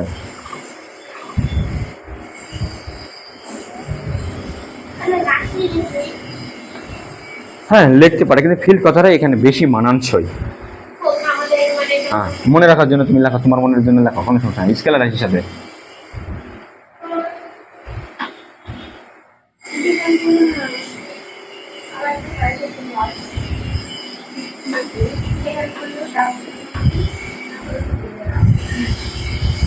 গ্রেডিয়েন্টের সাহায্যে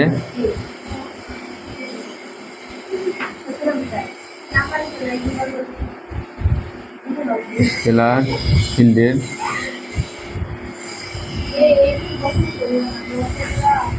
বৃদ্ধির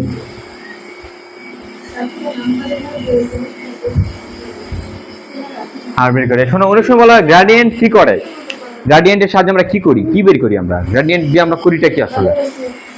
গ্রেডিয়েন্টের সাহায্যে স্কেলার ফিল্ডের বৃদ্ধির হার বের করি। একটা স্কেলার ফিল্ড এক্স অক্ষের দিকে, ওয়াই অক্ষের দিকে, জেড অক্ষের দিকে, কোন অক্ষের দিকে বৃদ্ধিটা সেকেন্ডে সেকেন্ড বা একক সময়ের মধ্যে বা একক দূরত্বের মধ্যে কতটা বৃদ্ধি পাচ্ছে, স্কেলার ফিল্ডের বৃদ্ধির হারটা আমরা বের করি। এখন একটা স্কেলার ফিল্ড কতটুকু বৃদ্ধি পাচ্ছে, বুঝতে পারলে? যেমন ধরো, এটা উদাহরণ হিসেবে তুমি ভাবতে পারো যে, দেখো বলো তো তাপমাত্রার কথাই ভাবো, তাপমাত্রা দেখো আমার এই জায়গায় তাপমাত্রা যা হবে, এখান থেকে একটু সরে গেলে তাপমাত্রা কিন্তু একটু হলেও কম বেশি হবে, নয়? কারণ কি জানো, এখানে লাইটটা আছে এখানে। বা চুলার কথাই ভাবো, উনুনের কথা ভাবো, গ্যাসের চুলার কথা ভাবো, গ্যাস চুলার সামনে আসলে যেরকম তাপ, এক ধাপ পিছিয়ে গেলে একই তাপ পাবে, আরেকটু পিছিয়ে গেলে তাহলে এই যে একক দূরত্বের মধ্যে তোমার যে একক সরণ হওয়ার ফলে তাপমাত্রা কতটুকু কম বেশি হচ্ছে, কতটুকু বৃদ্ধি পাচ্ছে বা কতটুকু হ্রাস পাচ্ছে, সামনে গেলে তাপমাত্রা কি হবে, বৃদ্ধি পাবে, পিছনে গেলে তাপমাত্রা কতটুকু কমলো কতটুকু বাড়লো, ওটাই বের করে হলো গ্রাডিয়েন্ট। বুঝলে? ওকে। এটা নিয়ে আর একদিন খাইলে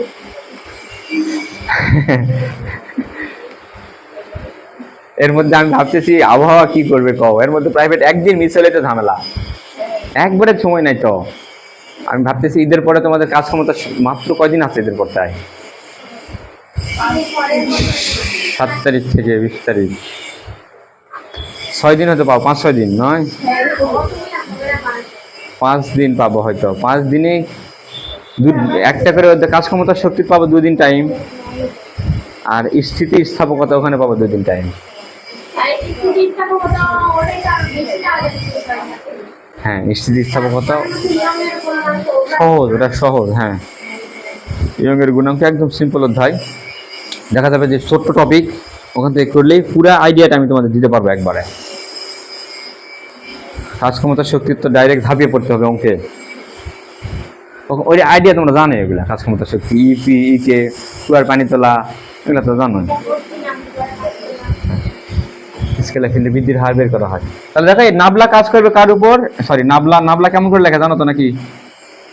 ত্রিভুজটা উল্টে যাবে নয়, এটাকে বলা হয় নাবলা অপারেটর। তাহলে নাবলা ডট গুণ করবো নাকি কার সাথে, মানে একটা স্কেলার রাশির সাথে। স্কেলার রাশিটা ধরে নিলাম আমি ফাই, বা তুমি খাই ধরে নিতে পারো নাকি, ইচ্ছে মতো কিছু একটা ধরে নিতে পারো, আমি ধরে নিলাম ফাই, এটা স্কেলার ফিল্ড, কারণ উপরে আমি ভেক্টর চিহ্ন দেইনি।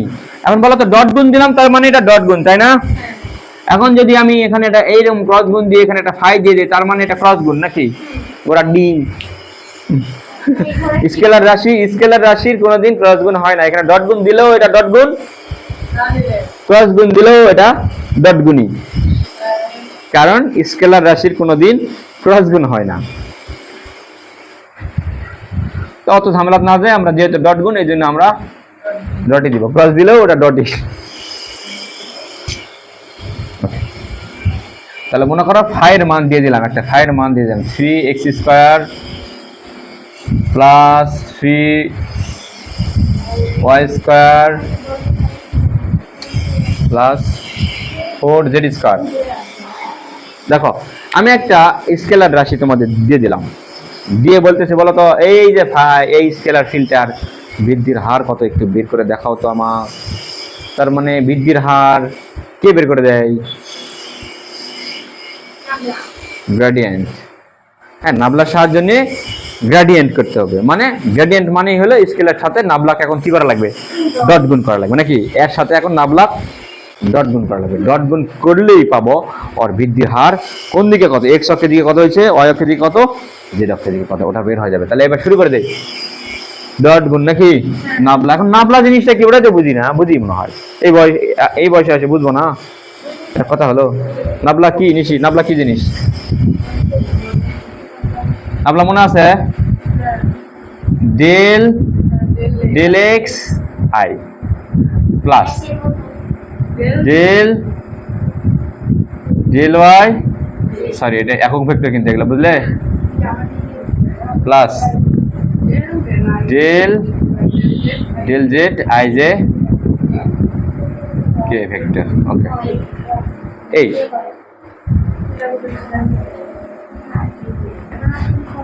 এই দেখো এই অন্তরীকরণ অপারেটর, এইদিকে দেখো, অন্তরীকরণ অপারেটর ডিডিএক্স, তাই না? ডিডিএক্স কে বলা হচ্ছে অন্তরীকরণ অপারেটর, এটাও ডিডিএক্সই, বুঝলে, এটাও অন্তরীকরণ, কিন্তু এখানে এটা হলো ডিডিএক্স। এটাকে বলা হয় টোটাল অন্তরীকরণ, দুই প্রকার হয়, একটা হলো টোটাল আর একটা হলো পার্শিয়াল। একটা হলো টোটাল অন্তরীকরণ আর একটা হলো পার্শিয়াল অন্তরীকরণ। টোটাল মানে এটাই আসল ডিডিএক্স, এটাকে প্রকাশ করা হয় ডিডিএক্স দিয়ে, আর এটা মানে পার্শিয়াল মানে হলো তোমার অর্ধেক অন্তরীকরণ, বুঝতে পারলে? এখন টোটাল আবার কি করে, পার্শিয়াল আবার কি করে নাকি, আলোচনা তো করেছিলাম মনে হয়, ওই যে শীতের সময় সকালবেলা কুয়াশা ভেঙে আইছিলে, ডি দিলে হবে না, একদম কাটা, এটা হলো নাবলা অপারেটর, বইয়ে দেখো এই অপারেটর মানে এটা, এখানে তুমি হাত দিতে পারবে না, এটা একটা অপারেটর। তুমি এখন করছো এটাকে যোগ দিলেন তো ভালো কথা, যোগ ইঙ্গা করে না দিলে ইঙ্গা করে দিলে হয় না, তুমি এখন করছো না ইঙ্গা করে দিলে ইঙ্গা করে দিয়ে গুণ দিয়ে হয় না, আমি না এটা ইঙ্গা করে দিয়ে না গুণ বোঝা পাচ্ছি হবে, এগুলো অপারেটর, প্লাস মাইনাস ভাগ এগুলা যেরকম অপারেটর, নামলেও কিন্তু একটা অপারেটর, এখানে তুমি হাত দিতে পারবে না, হাত দিতে পারবে না, হাত পুড়ে যাবে তোমার। শোনো ডিডিএক্স যে জিনিস ডেল ডেল এক্স একই জিনিস, কিন্তু পার্থক্য হলো এটা হলো টোটাল, এখানে টোটালের বাংলা হলো এখানে তোমার এক্স এর সাপেক্ষে, এখানে শুধু, আর এটা বোঝা লাগবে, এটা বোঝা, এটা হলো পার্শিয়াল, পার্শিয়াল মানে এখানে এক্স এর সাপেক্ষে বাকি যা আছে দুনিয়া সবগুলো সে ধ্রুবক ধরে নিবে, এক্স এর উপর কেউ নির্ভরশীল নয়, ওয়াই এর উপর কেউ নির্ভরশীল নয়, জেড এর উপর কেউ নির্ভরশীল নয়, জেড বাদে এখানে যখন আসবে তুমি তখন জেড বাদে দুনিয়াতে বাকি যত জিনিস আছে সব হয়ে যাবে ওর কাছে ধ্রুবক, এখানে যখন আসবে, কিন্তু এক্ষেত্রে সেটা হয় না, কিন্তু এক্স এর উপর দেখা যায় আরো কারো মান নির্ভরশীল থাকে, এখানে এক্স এর সাথে সাথে আরো কেউ চলক থাকতে পারে, কিন্তু এখানে ও কাউকে চলক ধরবে না, ও কাউকে টাইম দিবে না, ই শুধু টাইম দিবে এক্স কে, ও শুধু টাইম দিবে ওয়াই কে, ও টাইম দিবে জেড কে, জেড বাদে বাকি কাউকে ও টাইম দিবে না, এই জন্য এটাকে বলা হয় পার্শিয়াল।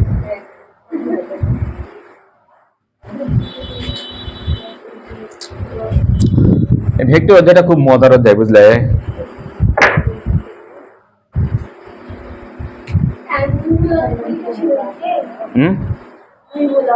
না তাহলে শুরু করে দেই, হবে নাবলাটা আনালে কি তাহলে,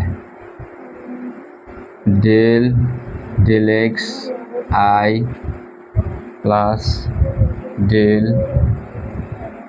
ডেল ওয়াই আই,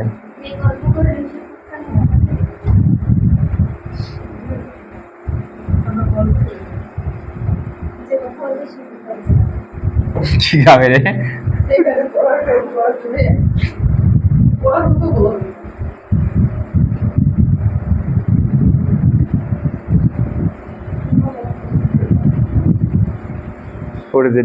ওকে তাহলে ডট গুণ পারবে না তোমরা, ডট গুণ পারো না, ওকে এখন বলো তো ডেল ডেল এক্স ই এর সাথে একবার গুণ, ই এর সাথে একবার, তাই তো হিসাব না, শোনো এটা এটা এটার সাথে ঠিক আছে ঋতু, কোন কথা শিখে জানো, উত্তর দিও পরে দিও, এখন উত্তর দিয়ে লাভ নেই, উত্তর দিয়ে তোমার লাভ হবে কোনো, যে হ্যাঁ সময় নষ্ট করলে তুমি, নিজের উত্তর দিয়ে ক্ষতি করলে তুমি,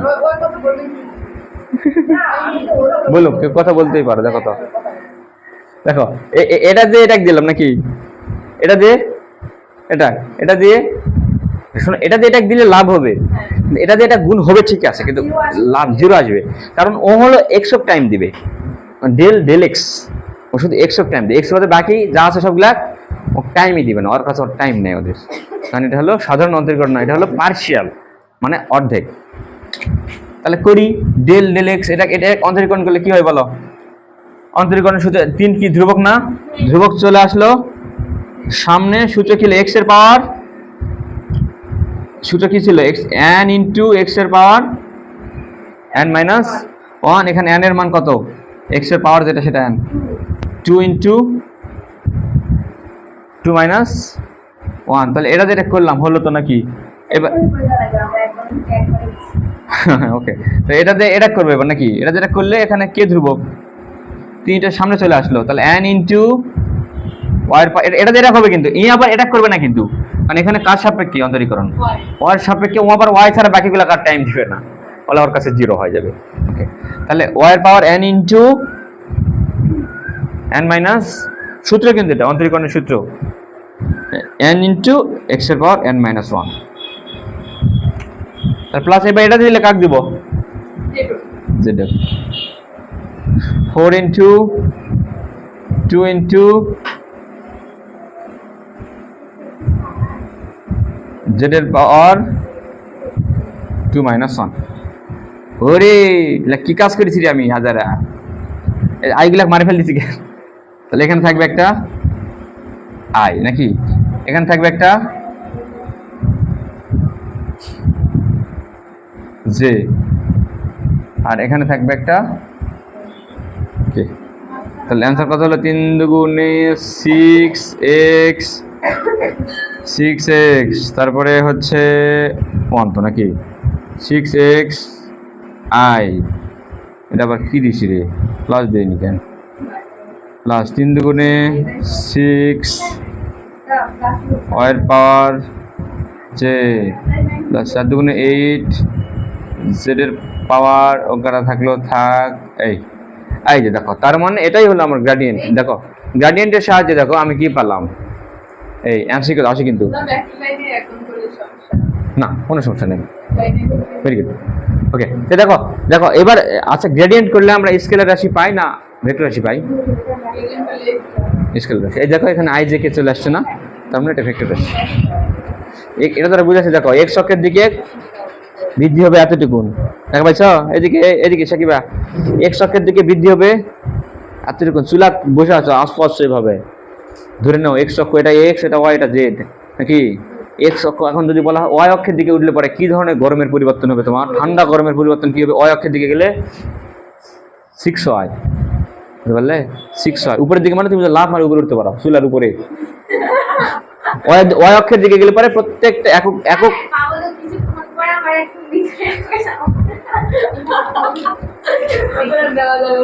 ওকে, কে মানে এটা বুঝাইছে হলো কোন অক্ষের দিকে রে, এটা আই, এটা মনে করো যে এটা জে, এটা কে, এদিকে চুলার থেকে তাহলে এদিকে কি সরো।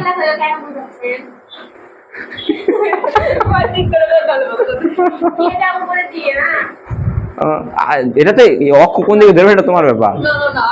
তাহলে এটা আই, এটা জে, এটা কে, আমি ধরি এদিকটা, দেখো এদিকটাকে আমি ধরি এক্স, এদিকটাকে ধরি আমি ওয়াই, আর এই ভিতর দিকে ধরি এটাকে আমি জেড ধরি। উল্টা কেমন করে হলো? ঠিক আছে, ঠিক আছে। এদিকে আই, এদিকে জে, এদিকে কে, এদিকে কে, আরে কে রে, এদিক থেকে এদিকে যাবে না, বোর্ড থেকে এদিকে আসলে কে এর প্লাস, আর বোর্ডের ব্যাপার মাইনাস, এই তো হিসাব।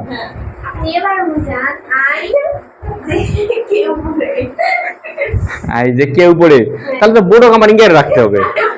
তুমি হিসাব করতেছো এই বেঞ্চের উপর, বেঞ্চ তো এরকম হয়ে আছে, আমার বোর্ড তো হয়ে আছে এরকম। আমি তো সবসময় ছেলে পেলে বোঝাই, বোর্ডে বুঝাই, আমি কি বেঞ্চে বুঝাবো?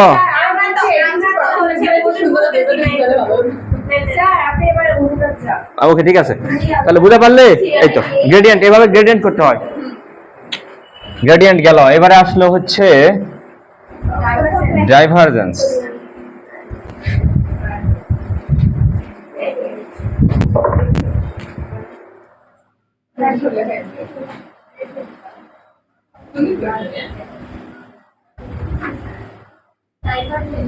ডাইভারজেন্স ও হলো কার্ভ।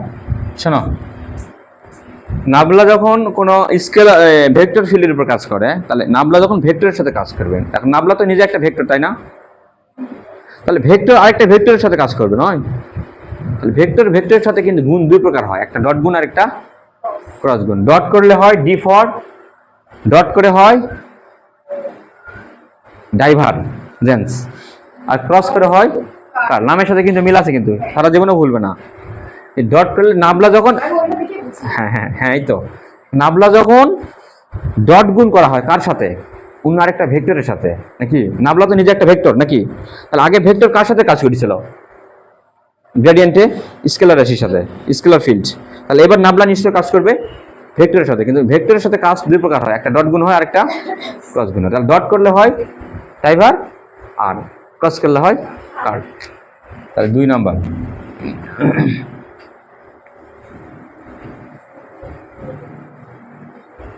নাবলা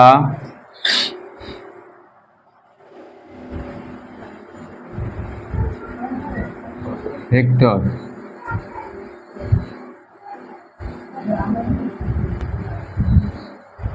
ফিল্ডের সাথে ডট গুণ করে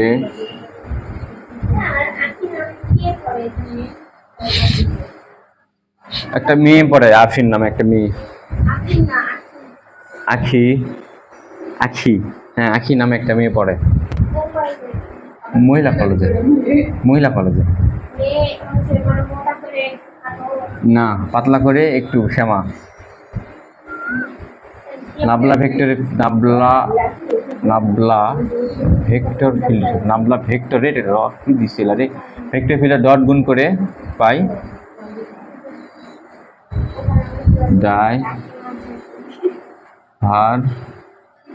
ডাইভারজেন্স।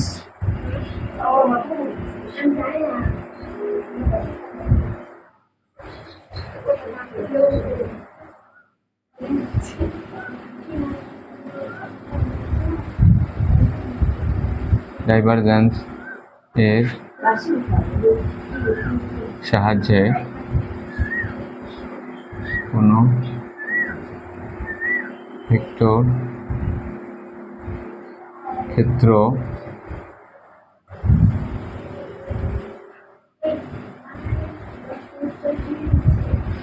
ছড়িয়ে বা সংকুচিত বা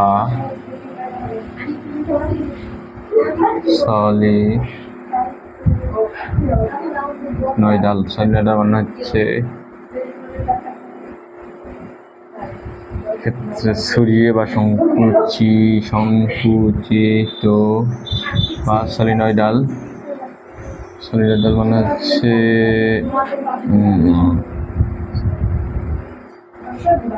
এই দেখো, এই ছড়িয়ে পড়া মানে তো বুঝি না, ছিটে দেওয়া। সংকুচিত হওয়া মানে বুঝি তো নাকি, চাপে আসা। সলিনয়েডাল মানে একই রকম থাকা। সলিনয়েডাল মানে হলো, দেখো এই দিকে তাকাও, কলমটার দিকে তাকাও, কলমটা এই জায়গা যতটুকু মোটা, এই জায়গা একই রকম না। তাহলে আমি এই জায়গা থেকে এই জায়গায় আসলাম, তাহলে সরিয়ে গেল, তাহলে এটাকে বলা হচ্ছে সলিনয়েডাল। বুঝতে পারলে? আর এই বোতলের কথাটা ভাবো, বোতলের মুখটার কথা ভাবো, এই জায়গা থেকে এই জায়গার কথা ভাবো, এই জায়গা তুলনায় এই জায়গাটা ধীরে ধীরে চাপে আসছে না, আটো হয়ে আছে, এটাকে বলা হচ্ছে সংকুচিত হয়ে আসা। মুখটা ধীরে ধীরে ছোট হয়ে আছে, এদিক থেকে এদিকে ভাবলে। এখন উল্টোটা ভাবো, এদিক থেকে এদিকে ভাবো, ধীরে ধীরে মুখটা কি হয়ে গেছে, বড় হয়ে গেছে। এটাকে বলা হচ্ছে ছড়িয়ে পড়া। বুঝলে? এটাকে ছড়িয়ে যাচ্ছে এভাবে। মনে করো যে এক্সপ্রে করা না মেশিন, জমির এক্সরে না, এক্সপ্রে মেশিন দিয়ে, তাহলে ওটা কি বলো? ওটা ছড়িয়ে পড়া না? ওটা ছড়িয়ে পড়া, ওটা হচ্ছে ছড়িয়ে পড়া।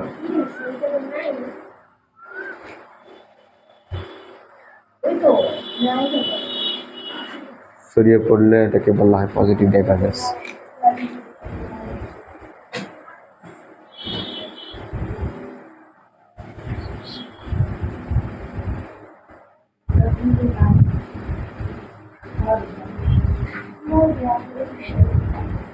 ডাইভারজেন্স এর মান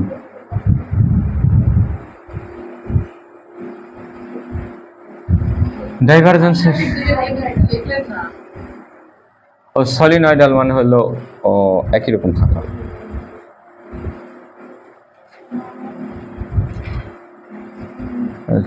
সলিনয়েডাল ডাইভারজেন্সের সাহায্যে কোনো ভেক্টর ক্ষেত্র ছড়িয়ে বা সংকুচিত বা সলিনয়েডাল একই রকম থাকা না তাবির করা হয়। ওকে, ডাইভারজেন্সের মান ধনাত্মক হলে তাকে পজিটিভ, ডাইভারজেন্সের মান ধনাত্মক হলে তাকে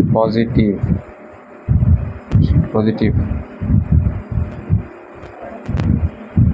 ডাইভারজেন্স বা শুধু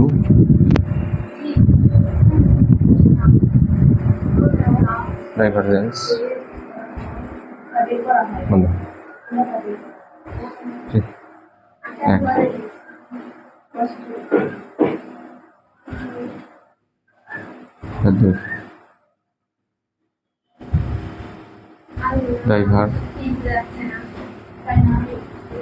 ডাইভারজেন্স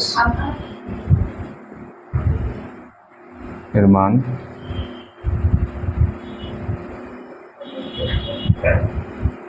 ঋণাত্মক হলে তাকে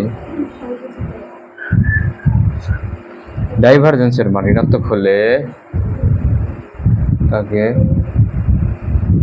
নেগেটিভ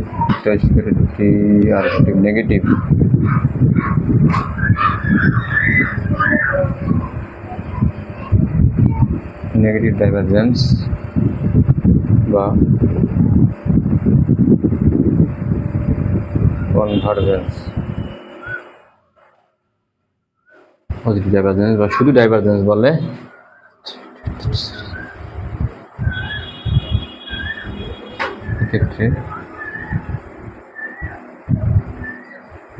এই ক্ষেত্রে ভেক্টর ত্রুটি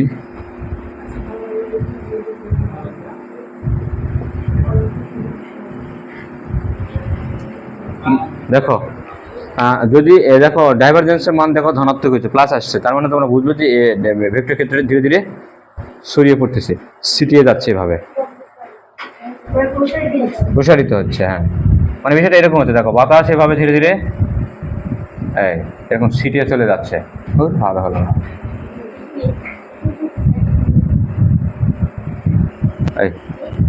এরকম অবস্থা, ছিটে যাচ্ছে,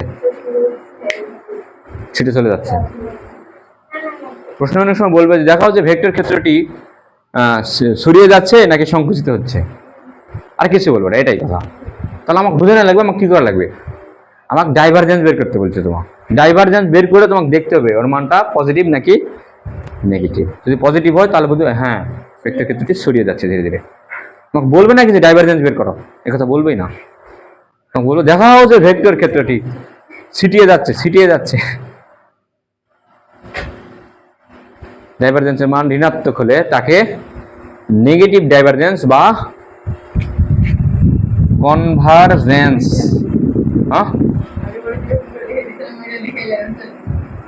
আগে লিখে দিয়েছিলাম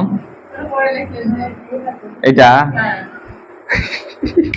কিছু মনে করো না, মনে কষ্ট নিও না, বুঝলে, মনে অত কষ্ট নিতে হয় না যখন তখন।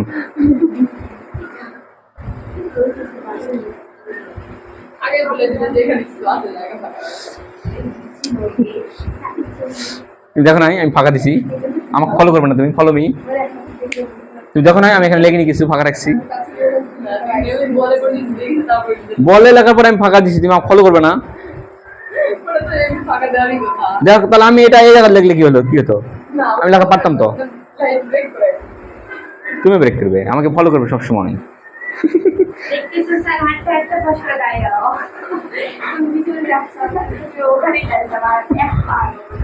হ্যাঁ দেখো আমি এই যে এই সাইডে এতক্ষণ ফাঁকা রাখছি, দেখছো, তুমি ফাঁকা রাখবে। তাহলে এটা লিখে দিয়ে লাগবে, ব্যাখ্যাটা বলো তো, যে ডাইভারজেন্স ঋণাত্মক হলে কি বুঝবো আমরা, ক্ষেত্রটা কি হয়ে যাচ্ছে, সংকুচিত হয়ে যাচ্ছে। সংকুচিত মানে চেপে আসতেছে।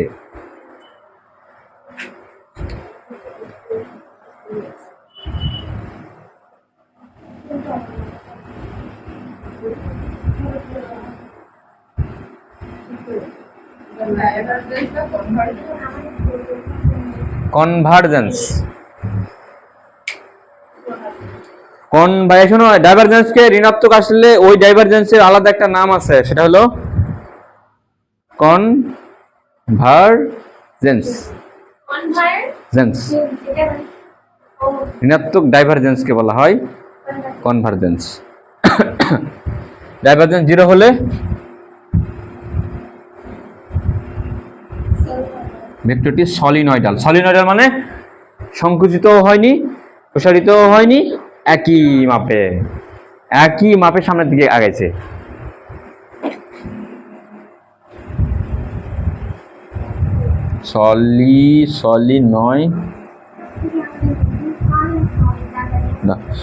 জিরো হলে ভেক্টরটি হবে হলো সলিনয়েডাল, অর্থাৎ ভেক্টরের কোনো ছড়িয়ে বা ছিটে যায়নি। সলিনয়েডালের ব্যাখ্যাতে আমি দিলামই নয়, একই রকম থাকা, একই রকম আছে। ওকে, তাহলে গেল ডাইভারজেন্স। এবার আসলো কার্ল। 2 3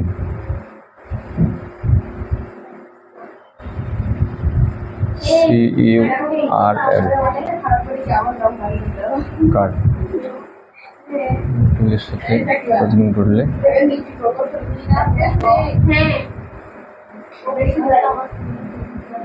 আমরা কোনো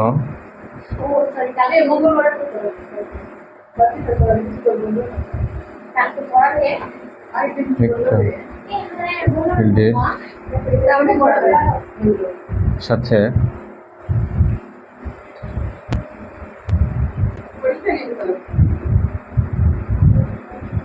এই ভেক্টর গুণের আরেকটা কি নাম আছে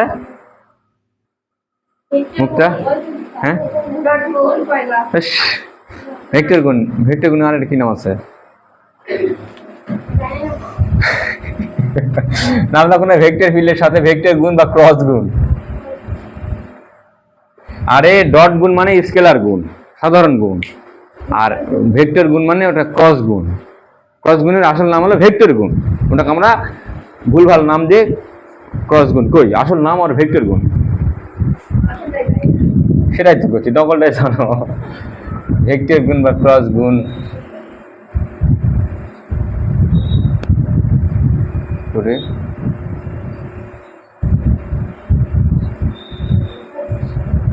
করলে তাকে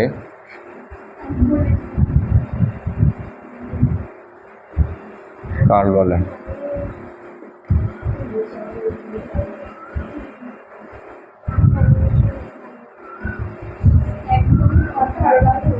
কার্লের সাহায্যে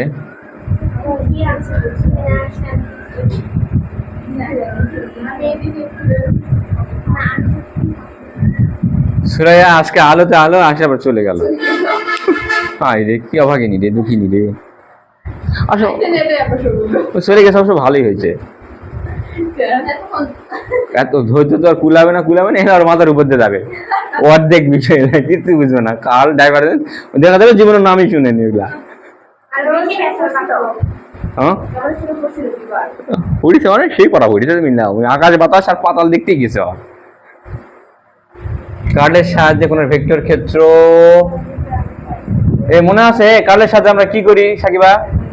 এর আগে আলোচনা করছি দেখলেনি আমরা কি বলে, কার্লের সাহায্যে আমরা কি করি কোন ভেক্টর ক্ষেত্র ঘূর্ণনশীল না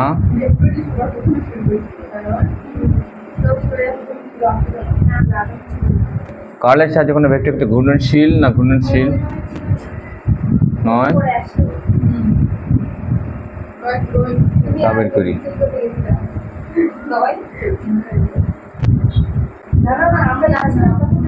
এই নিউটনের এখন কি অবস্থা? নিউটনের কি অবস্থা কেউ জানো? ধস নেমেছে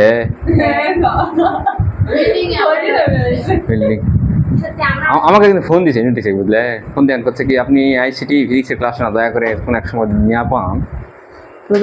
দেখি দিন কি, আমার তো সময় করে থাকে না, আমার সময় আছে 3টা থেকে 4টার মধ্যে সময়, 1 ঘন্টার সময়, 1 ঘন্টার মধ্যে সময় বের করে দেওয়া পান, তাহলে হয়তো। হ্যাঁ বন্ধু, তো আমরা একসাথে পড়ছি সেই 1 থেকে। হ্যাঁ ভালো ফ্রেন্ডই তো। কালের সাথে না না সবাই এখানে করবে না, আমার কাছে যা আছে আমরা দুজনই। কালের সাহায্যে কোনো ভেক্টর ক্ষেত্রে ঘূর্ণনশীল বা ঘূর্ণনশীল নয় তা বের করি। কালের মান 0 হলে ভেক্টর ক্ষেত্রটি দেখো কালের মান, এটা কিন্তু সবচেয়ে গুরুত্বপূর্ণ। আমি স্টার চিহ্ন দিলাম এখানে, এই কথাটা কিন্তু খুব আসে যে কার্লের মান 0 হলে ভেক্টর ক্ষেত্রটি বলো।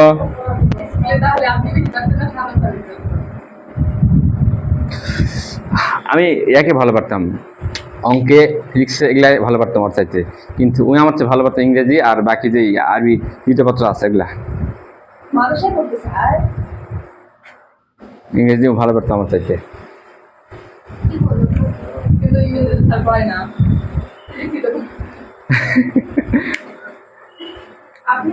কিন্তু গণিতে পারতো না, বুঝতে পারলে? আমাকে ইংরেজি ছোট থেকে ভালো লাগে না, যেগুলো মুখস্থ করা লাগলে আমার ভালোই লাগে না ছোট থেকে। এগুলো বুঝতে হবে, ব্রেন খারাপ হবে। এখন অঙ্ক করে করে এতটাই অভ্যাস হয়ে গেছে যে বাংলা লিখতে আর ভালো লাগে না। তাই তো, ওটা তো ভালো লাগবে না, সবার ক্ষেত্রেই তাই। কার্লের মান শূন্য হলে ভেক্টর ক্ষেত্রটি ঘূর্ণনশীল নাকি? হ্যাঁ, ঘূর্ণনশীল নয়। সবচেয়ে বেশি গুরুত্বপূর্ণ কিন্তু কার্লের এই কথাটা, কিন্তু যে দেখাও যে ভেক্টর ক্ষেত্রটি ঘূর্ণনশীল। হ্যাঁ, এটা হচ্ছে মানে এমসিকিউ আসে। এমসিকিউ আসে, সৃজনশীলও আসে। তাহলে কার্লের মান 0 হলে ভেক্টর ক্ষেত্রটি ঘূর্ণনশীল নয়, আর হলো সংরক্ষিত। সংরক্ষিত অসংরক্ষিত এগুলো হচ্ছে। কার্লের মান 0 শূন্য হলে ভেক্টর ক্ষেত্রটি ঘূর্ণনশীল।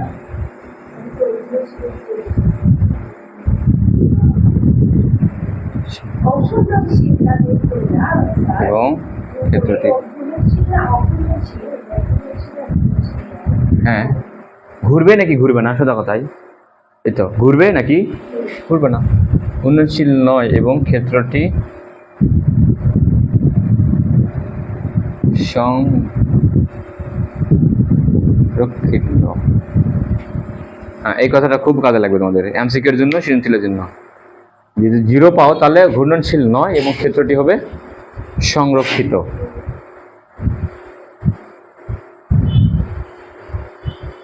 ক্ষেত্রটি হবে সংরক্ষিত। সংরক্ষিত। আর 0 বাদে যদি অন্য কিছু হয় তার মানে বুঝবে ভেক্টর ক্ষেত্রটি ঘুরতেছে। 0 বাদে কিছু যদি পাও ঘুরতেছে, আর ওটা হলো সংরক্ষিত না, অসংরক্ষিত। বুঝতে পারলে? ভেক্টর ক্ষেত্রটি অসংরক্ষিত।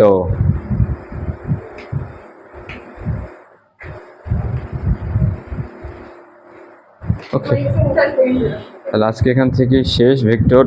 সামনের দিন থেকে, সামনের দিন একদিন থাকলো। আর একদিন মানে একদিনে আর কি করাবো, কটা করাবো, কি শিখাবো? তোমরা দেখো, বেশি করে দেখো, দেখে যেগুলো এক কাজ করো, সব সাল তো দেখতে পারবে না তোমরা। 23 সাল আর 24 সাল দেখতে পারবে নয়?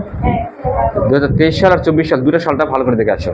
23-24-এর যা আছে সব, জীবন থাক আর জীবন যাক। কারণ ভেক্টর তোমাদের জন্য ফার্স্ট পেপারের সবচেয়ে গুরুত্বপূর্ণ অধ্যায়। কারণ এখান থেকে দেখা যাবে দুইটা সৃজনশীল শিওর। এই বুড়ি এদিকে মুক্তা, ভেক্টর থেকে দুটা সৃজনশীল। এর জন্য জীবন থাক আর জীবন যাক, 2023 সাল 2024 সাল। হ্যাঁ, যাই হোক, এটা তোমাদের লাস্ট টাইম, আর সুযোগ পাবে না শেখার। না, নষ্ট হবে না।